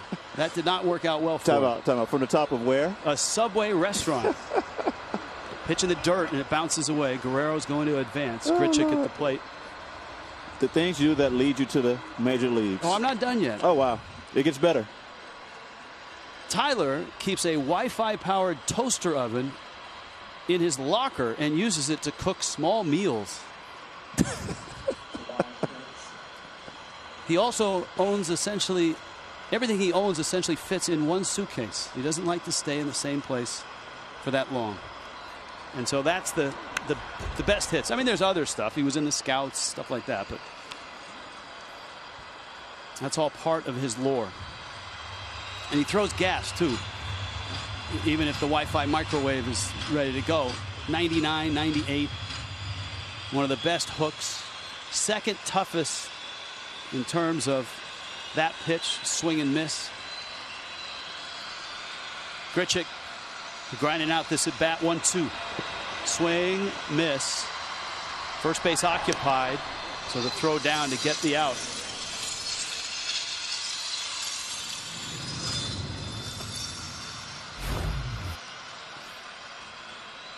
Take a look at this Uncle Charlie. I mean, he's had that pitch for the strikeout going all night, and especially Grichuk. He doesn't seem to see it at all. He swung over the top of a few of them.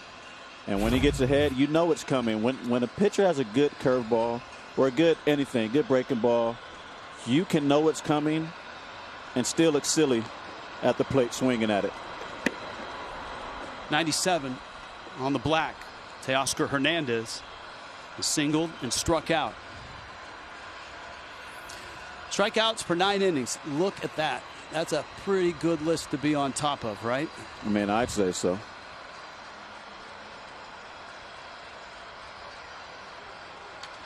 That one fouled back and out of play.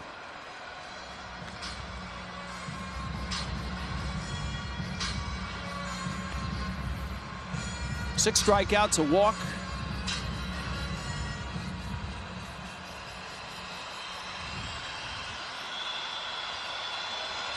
Blue Jays have 2 runs. They've both come from the 9 spot. Catcher Danny Jansen with solo homers. He buries a breaking ball.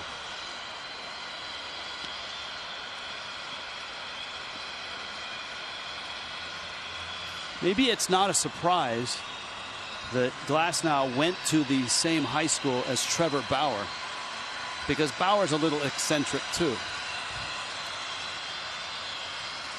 Or maybe a strong individual is a way to say that. Pitch is outside. I mean, maybe Trevor, you know, sent the signal down. Hey, this is tradition. We go up on top of Subway restaurants with water balloons, and we throw them at passerby cars. Or into the fountain in Kansas City, as he did.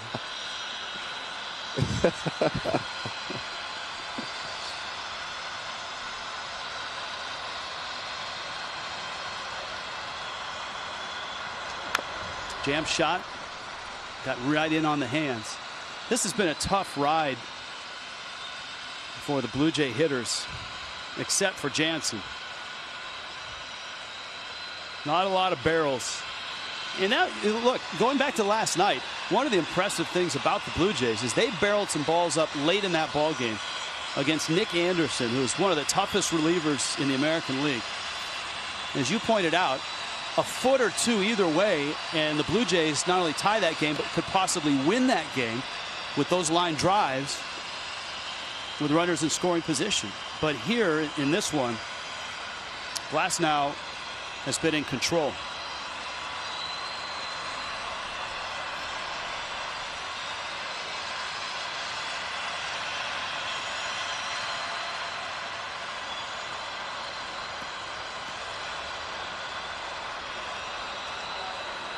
Guerrero at second.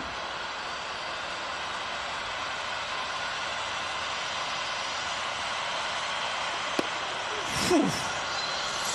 97 at the knees, and that expression from Hernandez says it all. You can see contestants win a fortune by ranking other people's misfortune. The hit series, the Misery Index, is back, hosted by the stars of Impractical Jokers and Jamila Jamil. The Misery Index. All new episodes kick off Tuesday, October 20th on TBS. American League Division Series, American League Championship Series on TBS. Division Series starts on Monday. Shaw swings and fouls it off. And much of our crew is already bubbling, so to speak, and quarantining and entering the bubble down in Southern California. San Diego and Los Angeles are the sites for the Division Series. So Don Orsillo and Brian Anderson, Ron Darling, Jeff Francoeur, all ensconced, I'm sure, in very comfortable environments. The spot treatments for Orsillo in the next days ahead, that may take a bite out of the budget, but it's worth it. He's got the $1 million smile. I could use a spot treatment. I tell you what, if this game ends this way, it's going to be a whole bunch of Blue Jays getting spot treatments. I know that much. The road, the season-long road trip. This is not having a home.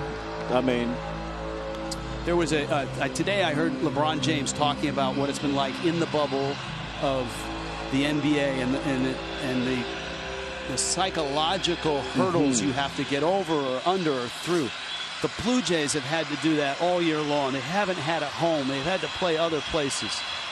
Their home ballpark is not in their home.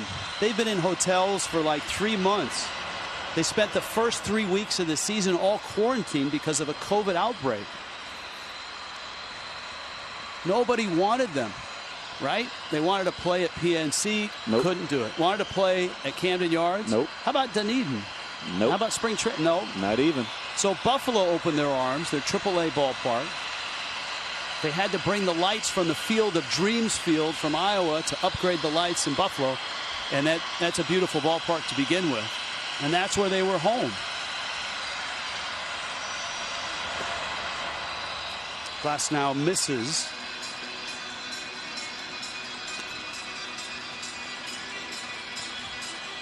And they've got a second-year manager who's done a wonderful job. A guy that was raised across the diamond in the Tampa Bay organization, beloved by a lot of the Rays players who are on the field right now, who played for him.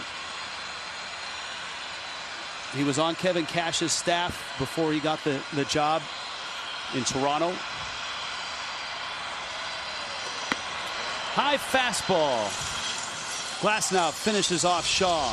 8-2 still. Bottom of the 6th in St. Pete. If needed, tomorrow, Game 3 of the American League Wild Card Series, 4 Eastern, Jays, Rays. Here at the Trop, you can check out the full schedule, postseason action at MLB.com. Toronto's going to need some runs to get to tomorrow. Tampa Bay up 8-2. Arozarena. And a strike from Anthony Bass, who comes in. Arozarena, what a series so far. Single, double, double in this game. Tripled yesterday. Oakland has just finished off the White Sox 5-3. So that series will go to a deciding Game 3 in Jimmy Rollins' backyard as a kid. The Oakland Alameda County Coliseum tomorrow.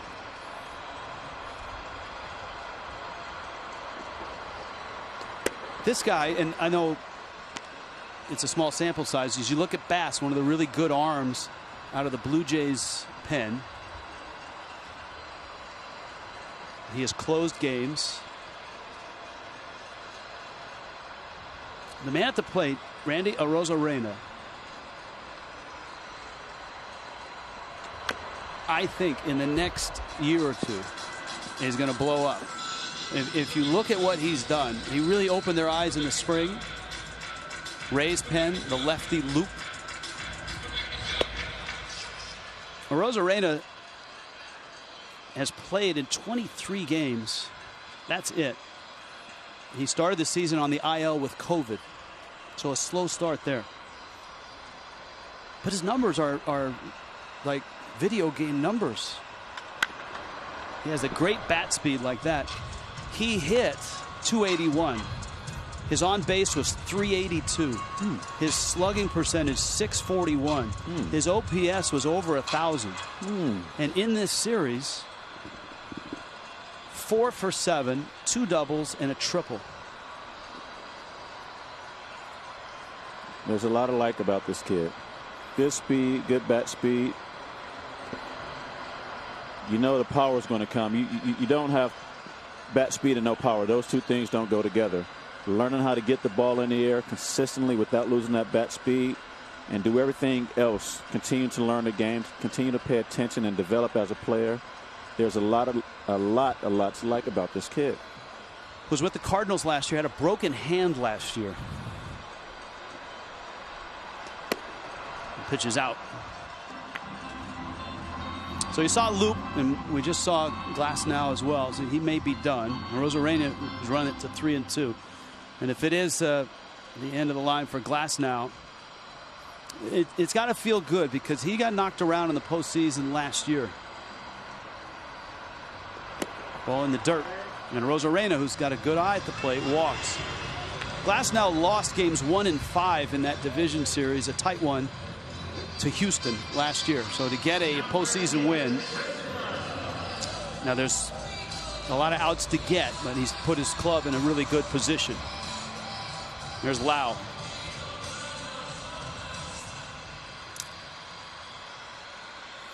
Be interested to see if Arozarena might run here. I mean, it's a postseason game. You're not thinking the score doesn't matter. Yeah, absolutely. Nope. And go get it. 6 runs anyways in the regular season. You're still running. And it's only the 6th inning. Usually the running game stops, depending on the flow of the game, around the 7th inning. For sure in the 8th. But around the 7th inning, that's, we might want to call the guys off. But in the 6th inning, you're for sure running. In the postseason, there are no such rules. There are no such rules. He's 4 of 4 in stolen bases, has a small lead, and Lau takes away.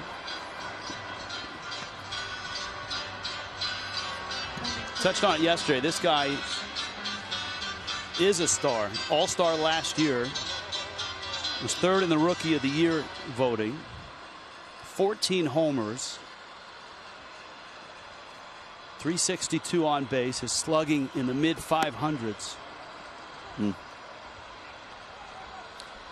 It's funny, and I waited before I sprung this on you. In talking to Kevin Cash yesterday, talking about Brandon Lowe, and someone brought up a comp comparing him to a player of another era, and that player was Chase Utley. And Cash said, yes, that's a great comp, because he does a lot of the things that Utley did. Now, Utley has had a long career and all that, and Lau's just getting going. That's high praise. That's a good start. That's a very good start. Now, you've seen him, for 7 at bats, right? And you've watched him on television. What do you think about this guy? I mean, when you look at the numbers, I mean, he's everything that you can ask of a young player. He's disciplined. He can hit. He can hit for power. He plays the game right. You know, I'm not in the clubhouse with him. A lot of us aren't. We don't know his mentality. But when he's in that box, just as Chase was, when he stepped in between those white lines, it was game on. It's what do I need to do to win the game? He thinks his way around the game. He sees situations. I'm sure he's in there talking to guys, you know, encouraging them, pushing them to go forward. Bats left-handed. Can hit lefties. Yes, very well. All those things that Chase was able to do. And he is running. The throw's in time. And he's out at second base. So Rosarena, for the first time this year, caught stealing.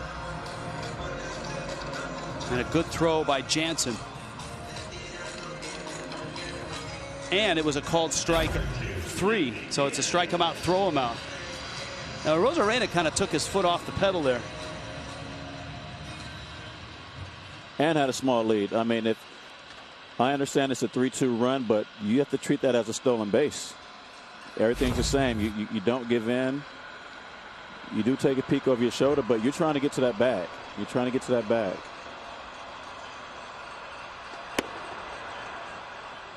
Diaz now, and Anthony Bass throws a strike. One of the real intriguing parts of the postseason, with all the wild card series going on today and tonight, is that nobody has played outside of their corridor. The schedule, the 60-game schedule, was all East and Central and West. And so this is the only series against teams from the same division in the 8, the Jays and the Rays, and they've played just tight meat grinder games all season long. This is an aberration of the 11 previous meetings this year.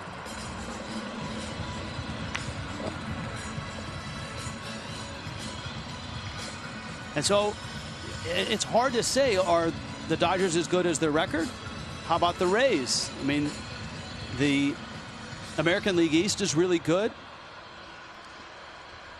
The National League East had some disappointments. Your Phillies did not represent. The Nationals, the defending champs, it's just off the plate.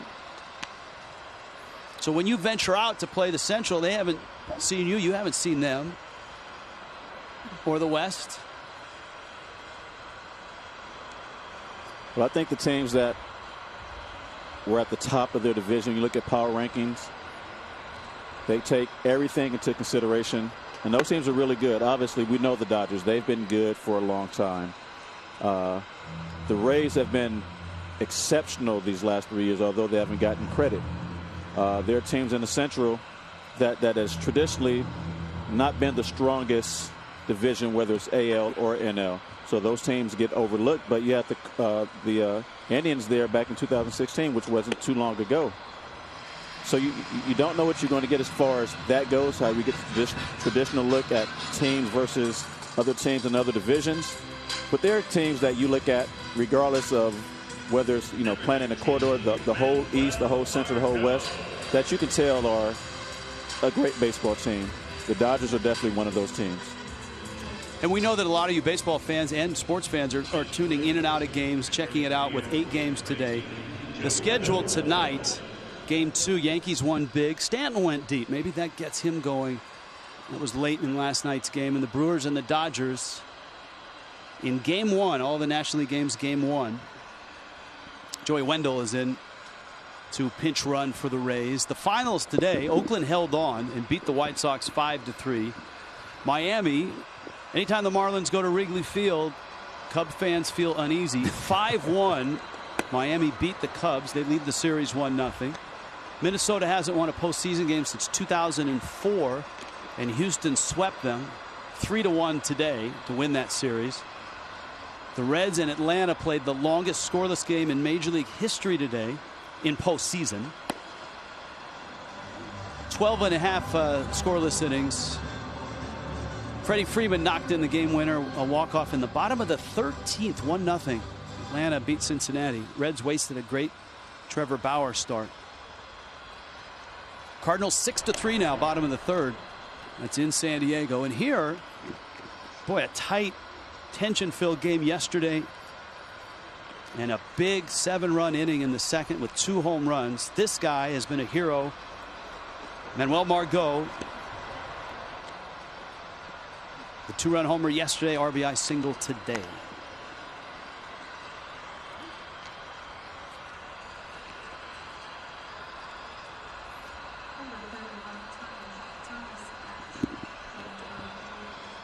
Anthony Bass working on Margot.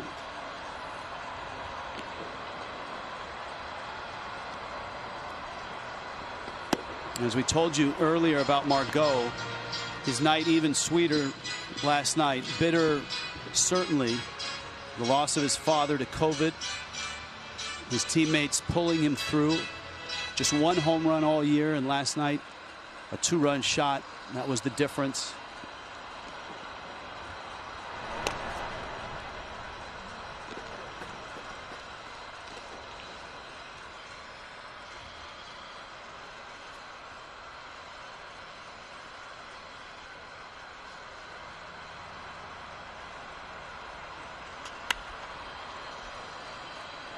Now, the home run was sweet. It was a big moment, but the reception by his teammates in the dugout was really special.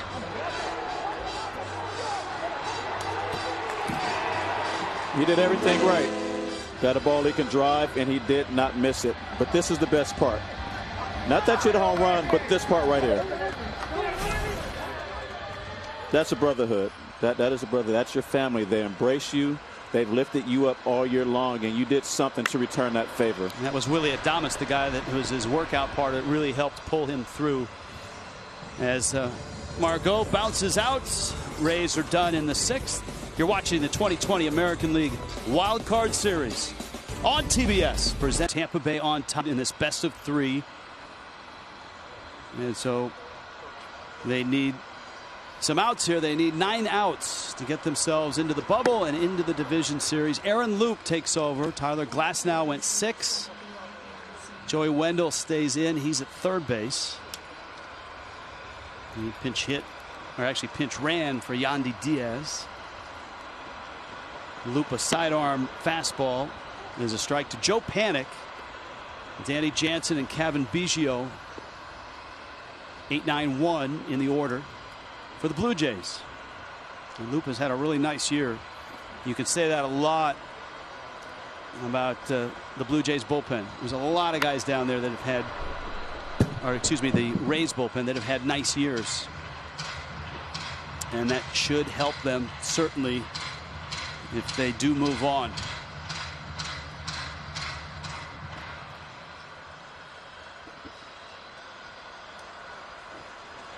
Well, you got a couple of right-handers. Nick Anderson is one of those guys. Anderson went 29 pitches yesterday.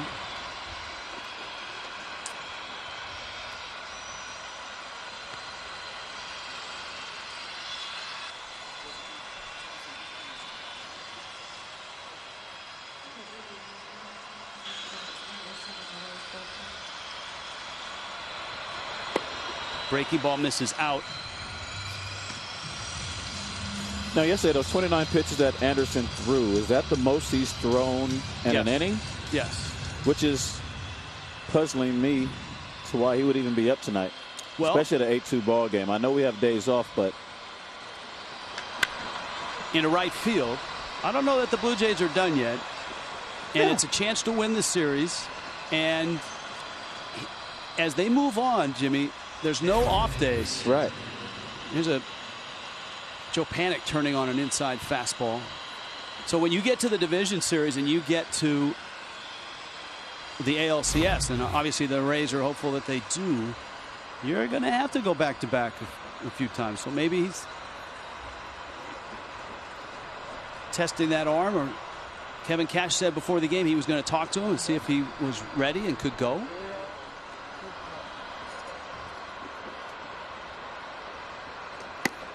If you're just joining us, Toronto has 2 runs, and those 2 runs are about 840 feet of Danny Jansen, the number 9 hitter, who came in hitting just a .183, but now has 2 homers in this game. He had 6 homers in the regular season.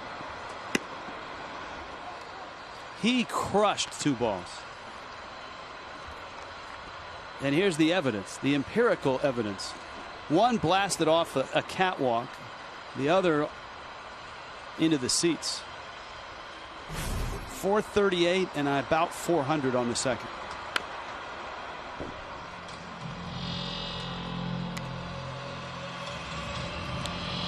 And Jimmy, I think that's one of the reasons that Anderson is up, is one swing and suddenly it's closer. And you've got the other part is they like to deploy him strategically. You've got the top of the order up next. This one's going to stay in the yard. Renfroe.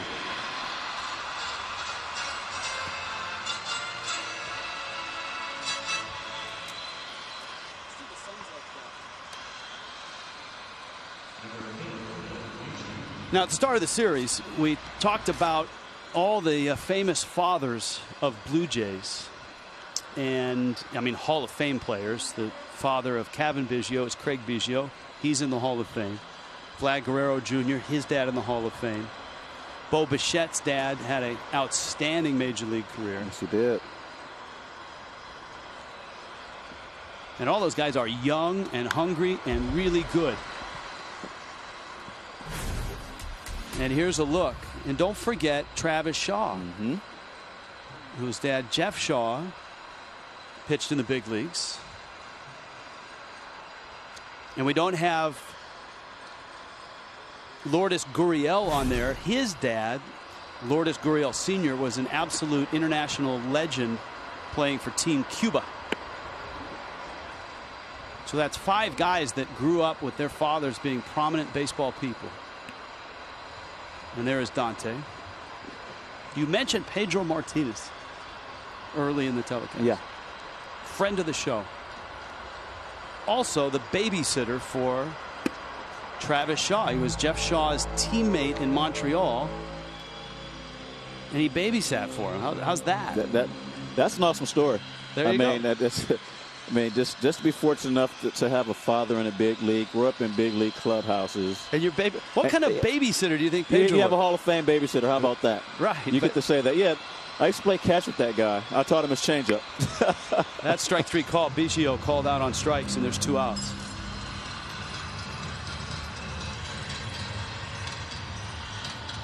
Kevin Cash on his way out. He's going to mix and match here. And we'll step aside and see which direction he's headed. 8-2 right now. Rays on top of the Blue Jays. Around the league. Download the BR app today.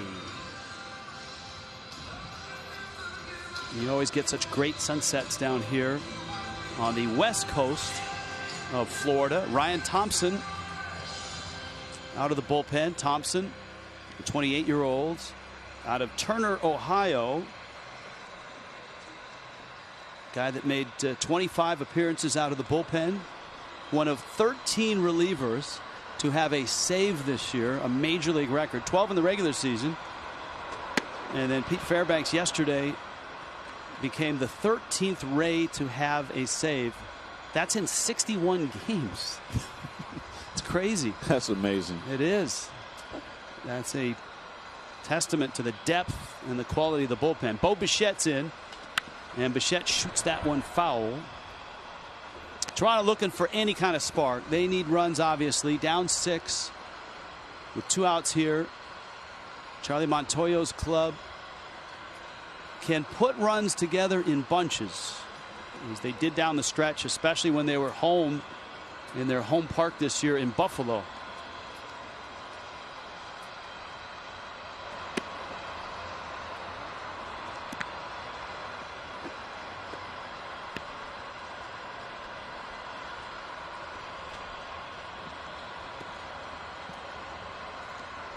And I don't think the Blue Jays are going to go anywhere or go away for the next few years. This is going to be a good team for a while. Bichette's just 22. Biggio's young. Vladdy's 21. 8-2 Rays. Game by the Latino baseball community, past and present. Follow Las Mayores at MLB and visit lasmayores.com for full coverage.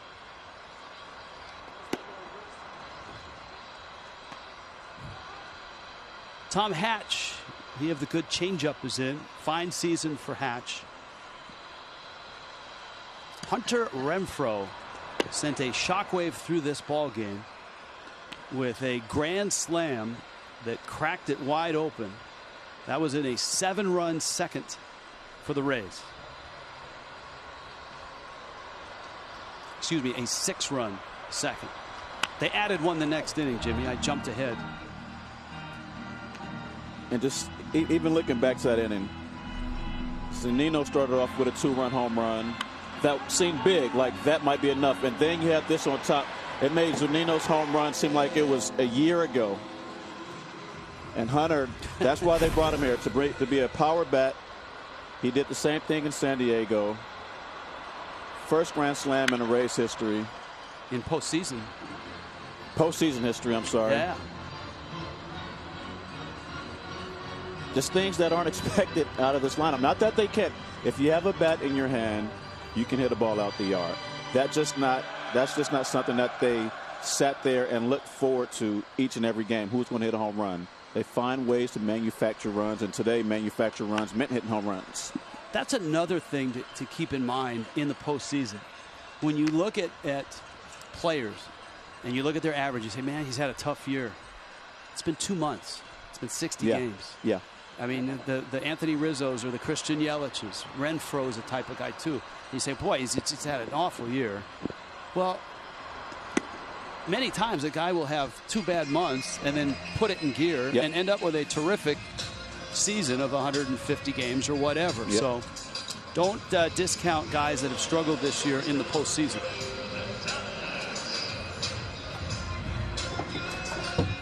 Willy Adames now.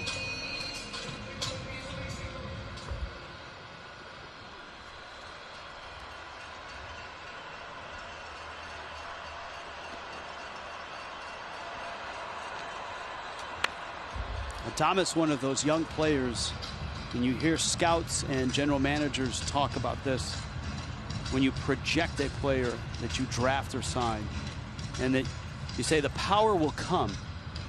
And for Adames, that's happening. He's gone from 10 homers, last year 20 homers, and this year in just 54 games, 8 homers.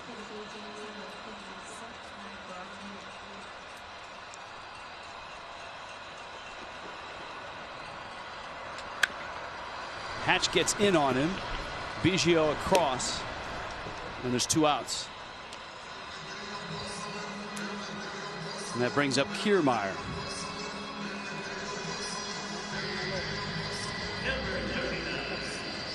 The other thing to think about in this postseason, Jimmy Rollins, you had in your career a great home field advantage Citizens Bank Park was a terrific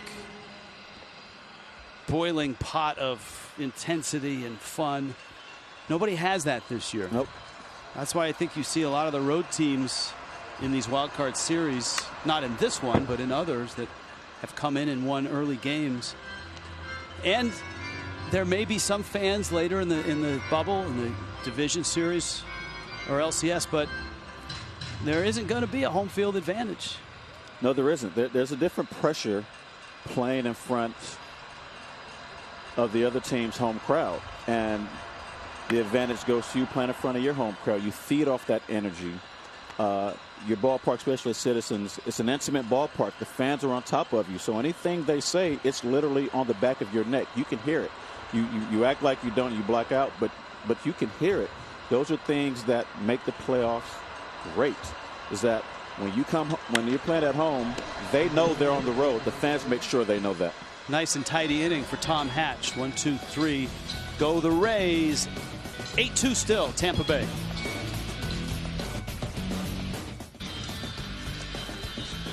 If the Jays can get off the canvas tomorrow, Game 3 will be here at 4 Eastern. Wild Card Series at the Trop. You can listen on ESPN Radio as well. And check out the full schedule of postseason action at MLB.com. Rich Waltz along with Jimmy Rollins. We've had fun here for 2 days in St. Pete, in the Trop. Lourdes Gurriel Jr., Vladimir Guerrero Jr., Randall Grichuk. In that order in the 8th. Thompson continues on the mound. If you are the president of baseball operations for the Toronto Blue Jays, Mark Shapiro, or the general manager, Ross Atkins, you have to be tickled with the year that Charlie Montoyo and the Blue Jays have had, because they have turned a big corner. I know it's just 60 games, but they lost 95 games last year. They had not been to the postseason since 2016. You got Bichette, who's 22, Biggio, who's 25, Guerrero, who's 21. Lourdes Gurriel is 26. Alejandro Kirk, that little hitter, is just 21. This is such a talented young nucleus, and they all get along. They play well together. You got to think, Jimmy, this team is just going to get better and better. You have to love your future. I mean, you brought these guys up understanding when you were going through a rebuild, understanding when they present themselves to be ready to play at this level, and see what we have. And outside of their clubhouse, no one predicted them to be here right now in this wild card series. I'm sure every guy in that clubhouse felt that way. That's how you become successful. That's how you create a new breed of winning, that we believe. And then you go out there and you perform. That's a foul ball. And you have a manager in Montoyo who managed himself to 2 AAA championships, who understands the younger players, who's connected, who has seen these guys come up, has been with guys trying to get to the big league, trying to prove that they belong. Now they're in the big leagues. Their mentality is still the same. I'm trying to prove I belong. They have a manager who understands what they're going through, who has patience, understanding me as a young team. They're going to make errors. They're going to do things sometimes that make you scratch your head, but they have a bright future. When did you and Utley and Worth and Ruiz and that group realize that you belonged? Maybe the end of 2006, for sure 2007. 2005, we were scratching.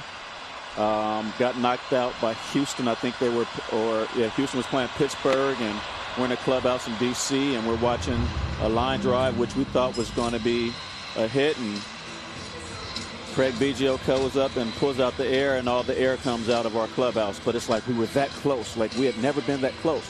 2006, was, I think, pretty much the same thing. We're going down to Miami, and I think it was either 5 or 6. That was the year the Dodgers hit 4 home runs off of Trevor Hoffman, and that eliminated us as we're going to Miami, which is a team that we played very well against. And then the Braves finally lost, the division in 2006.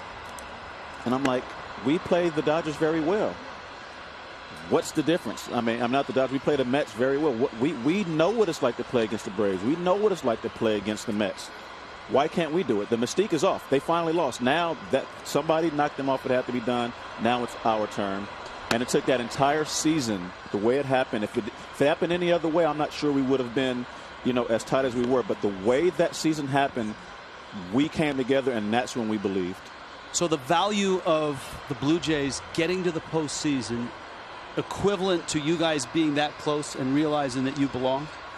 Yes, definitely. They have a little taste, maybe a little earlier, but right now they're saying we can do this. We're a year in, we're a year and a half in, we're 2 years into our career as a core, and we're already here. We're going to take our lumps. We're still going to do some things that make everyone scratch their head, but we're here. We're close. We can taste it. Now it's about going out and executing it every single day over the course of a long season. They made the playoffs. They're way ahead than where we were. But they're here. And if that growth continues, learning the game, learning how to play the game, when to make the right plays and what is the right play, they have a bright future. Grichuk takes strike 3 called right down the middle. It's a nice tidy inning from Ryan Thompson. They are here, but maybe not for long. 8-2 Rays. Couple big hits. I mean, the biggest hit, the grand slam, which just kind of took whatever energy that the Rays or the Jays had. It just blew it out the window. At that point, they understood the mountain that was standing in front of them, not only and the man and Glasnow on the mound, but trying to score 8 runs against this staff. That's a tall task for anyone. Rafael Dolis delivers a strike. Dolis is the 6th to work, 5th reliever in relief of Ryu. And certainly a disappointing start for Ryu. They were counting on him as their ace to get them even in the series.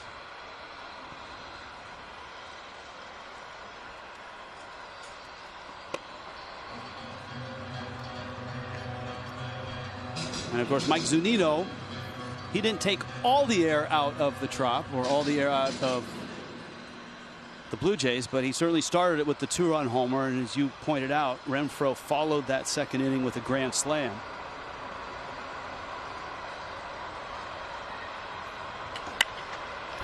And he looks good at the plate. It's a good time for his bat to perk up.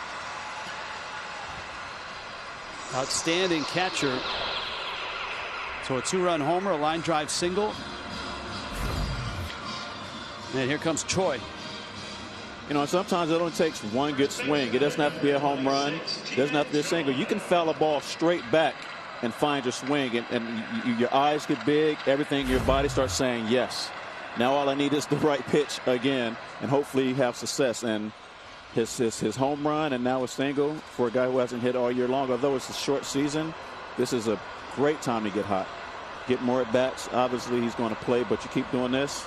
Those unsung heroes of the Tampa Bay Rays.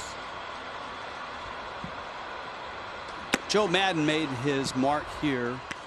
The poster child for it was Ben Zobrist, and that's versatility. Play him anywhere and he produces offensively. This might be the most versatile roster in all of baseball, and they all can play. They all have skills. They all contribute.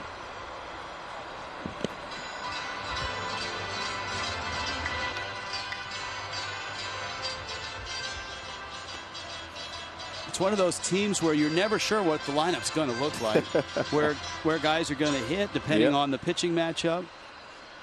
Are you going to stack it with righties like they did against Ryu? And that certainly worked.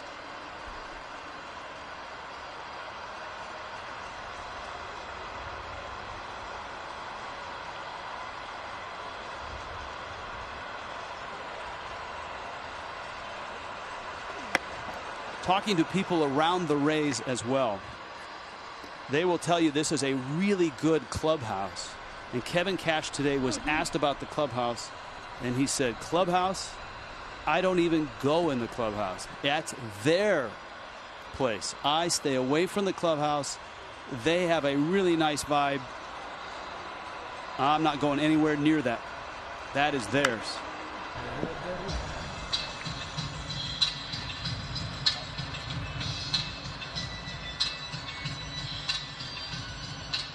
Choi with the count 2-2.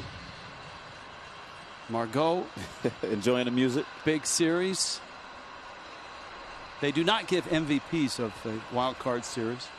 I mean, we can name an unofficial MVP. Maybe give them an autographed Gucci sandal from Jimmy Rollins. Nice pick there. Bichette will turn it. That was Biggio over his old second base spot that made the play. Yeah, I think on MLB.com you can find the Jimmy Rollins Gucci sandals. Signature edition. Signature edition. You can find a lot of other things. Caps, tees, jerseys, hoodies, and more. Postseason gear. Cheer on your team. MLBshop.com. I got to hang with you more often because I'm picking up fashion tips, pop culture references.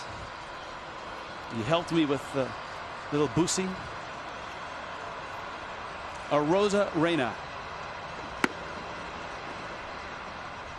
And Dolis with a breaking ball for a strike. Dolis, you saw the numbers. The year has been terrific. A 1.50 ERA. This is a guy that pitched for 4 years as a closer in Japan. The Hanshin Tigers.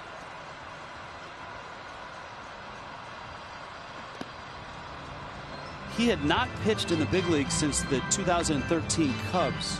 He was in the minor leagues for 2 years, then went to Japan for 4 seasons. Had about 100 saves and an ERA of 2.5.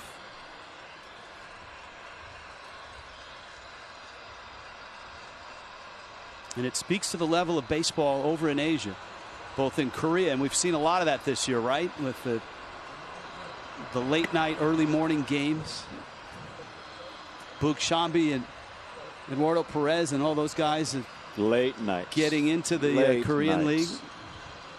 We discovered the great bat flips of Korea.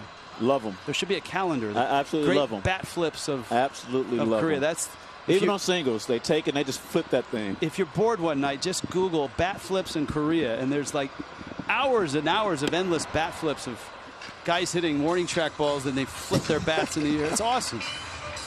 But the level of play in Korea has really risen in the last 10-15 years. And the number of Americans that, especially this season, that went over there to play. Yeah, Dan Straley in particular is having a great year over there. And the level of play in Japan, and having gone over there a couple times for the World Baseball Classic, the pitching, the hitting. Tsutsugo, of course, has been in the leadoff spot a lot for the Rays. And Rosa Reina knows it. What international baseball is about. He's played 2 years professionally in Cuba, his native country.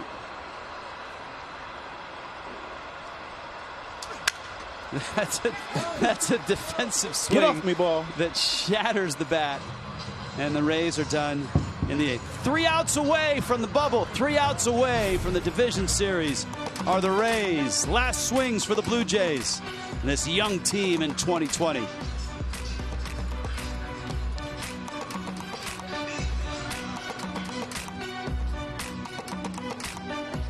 Expected, but they're down to their last 3 outs, and they need some magic here, and they're facing one of the most intimidating arms in the American League. We saw him yesterday, Nick Anderson, and he wasn't his sharpest. He really didn't get knocked around, but he gave up some hits, and he threw 29 pitches. So Kevin Cash has him back out there, maybe to sort of a get back up on the horse and finish this, the 9th inning. Teoscar Hernandez, lefty bat, and Travis Shaw, another lefty bat, and Joe Panik. And a 4 outfield alignment for the Rays. We've been waiting for them to break this out, and here it is.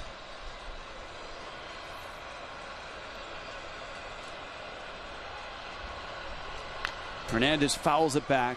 The Rays are as progressive as they come, and defensively, as we noted, they are second in the American League in defensive runs saved, which is a metric that measures run prevention. And Kevin Cash said today that's what we value, is run prevention.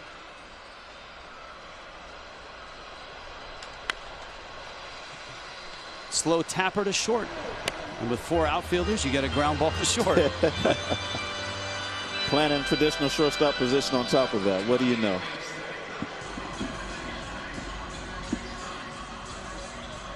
Well, the Rays look like they're going to win this game. They might run into the Yankees again, and when they last saw each other, Brasso getting out of the way of triple-digit heat. He would homer twice the next day, but that brought the Rays dugout out, the Yankees dugout out, and that really infuriated the manager of the Rays. Kevin Cash, the next day, kind of threw down the gauntlet and said, you know, just a reminder, I got a whole stable full of guys who throw 98. The bullpen enjoyed that. They had shirts and hats and everything that they brought out with a stable full of guys that throw 98. But there's some good animus there. That series this year, in 10 games, the Rays beat the Yankees 8 times, and they were meat grinder games, and that's how the Rays handle their business. They won 5 of 6 away, 3 of 4 at home, and obviously if they meet, it will be in the bubble on a neutral field. And here is Panic.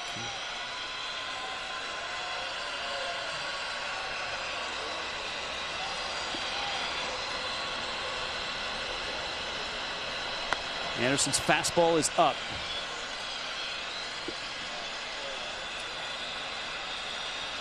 An out away from a series sweep.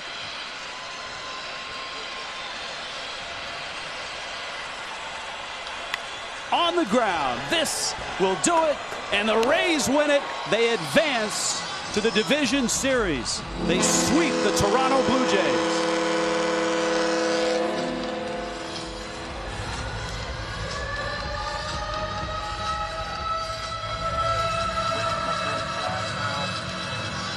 Unlikely heroes. You know what? That's how the Rays roll. No pun intended, Jimmy. But every game it's somebody different. Manuel Margot yesterday. Mike Zunino, Hunter Renfroe today.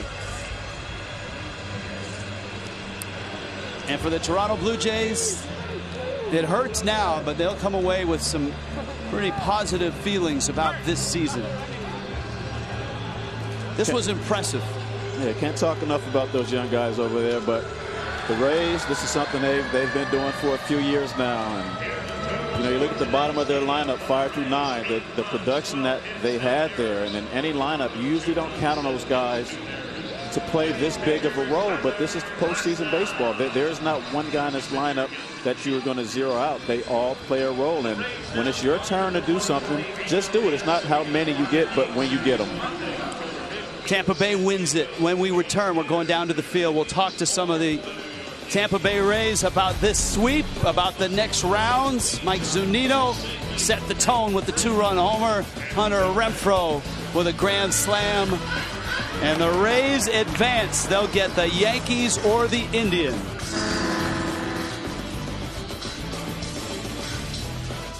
They are deep. They are very good. Back to St. Pete after this.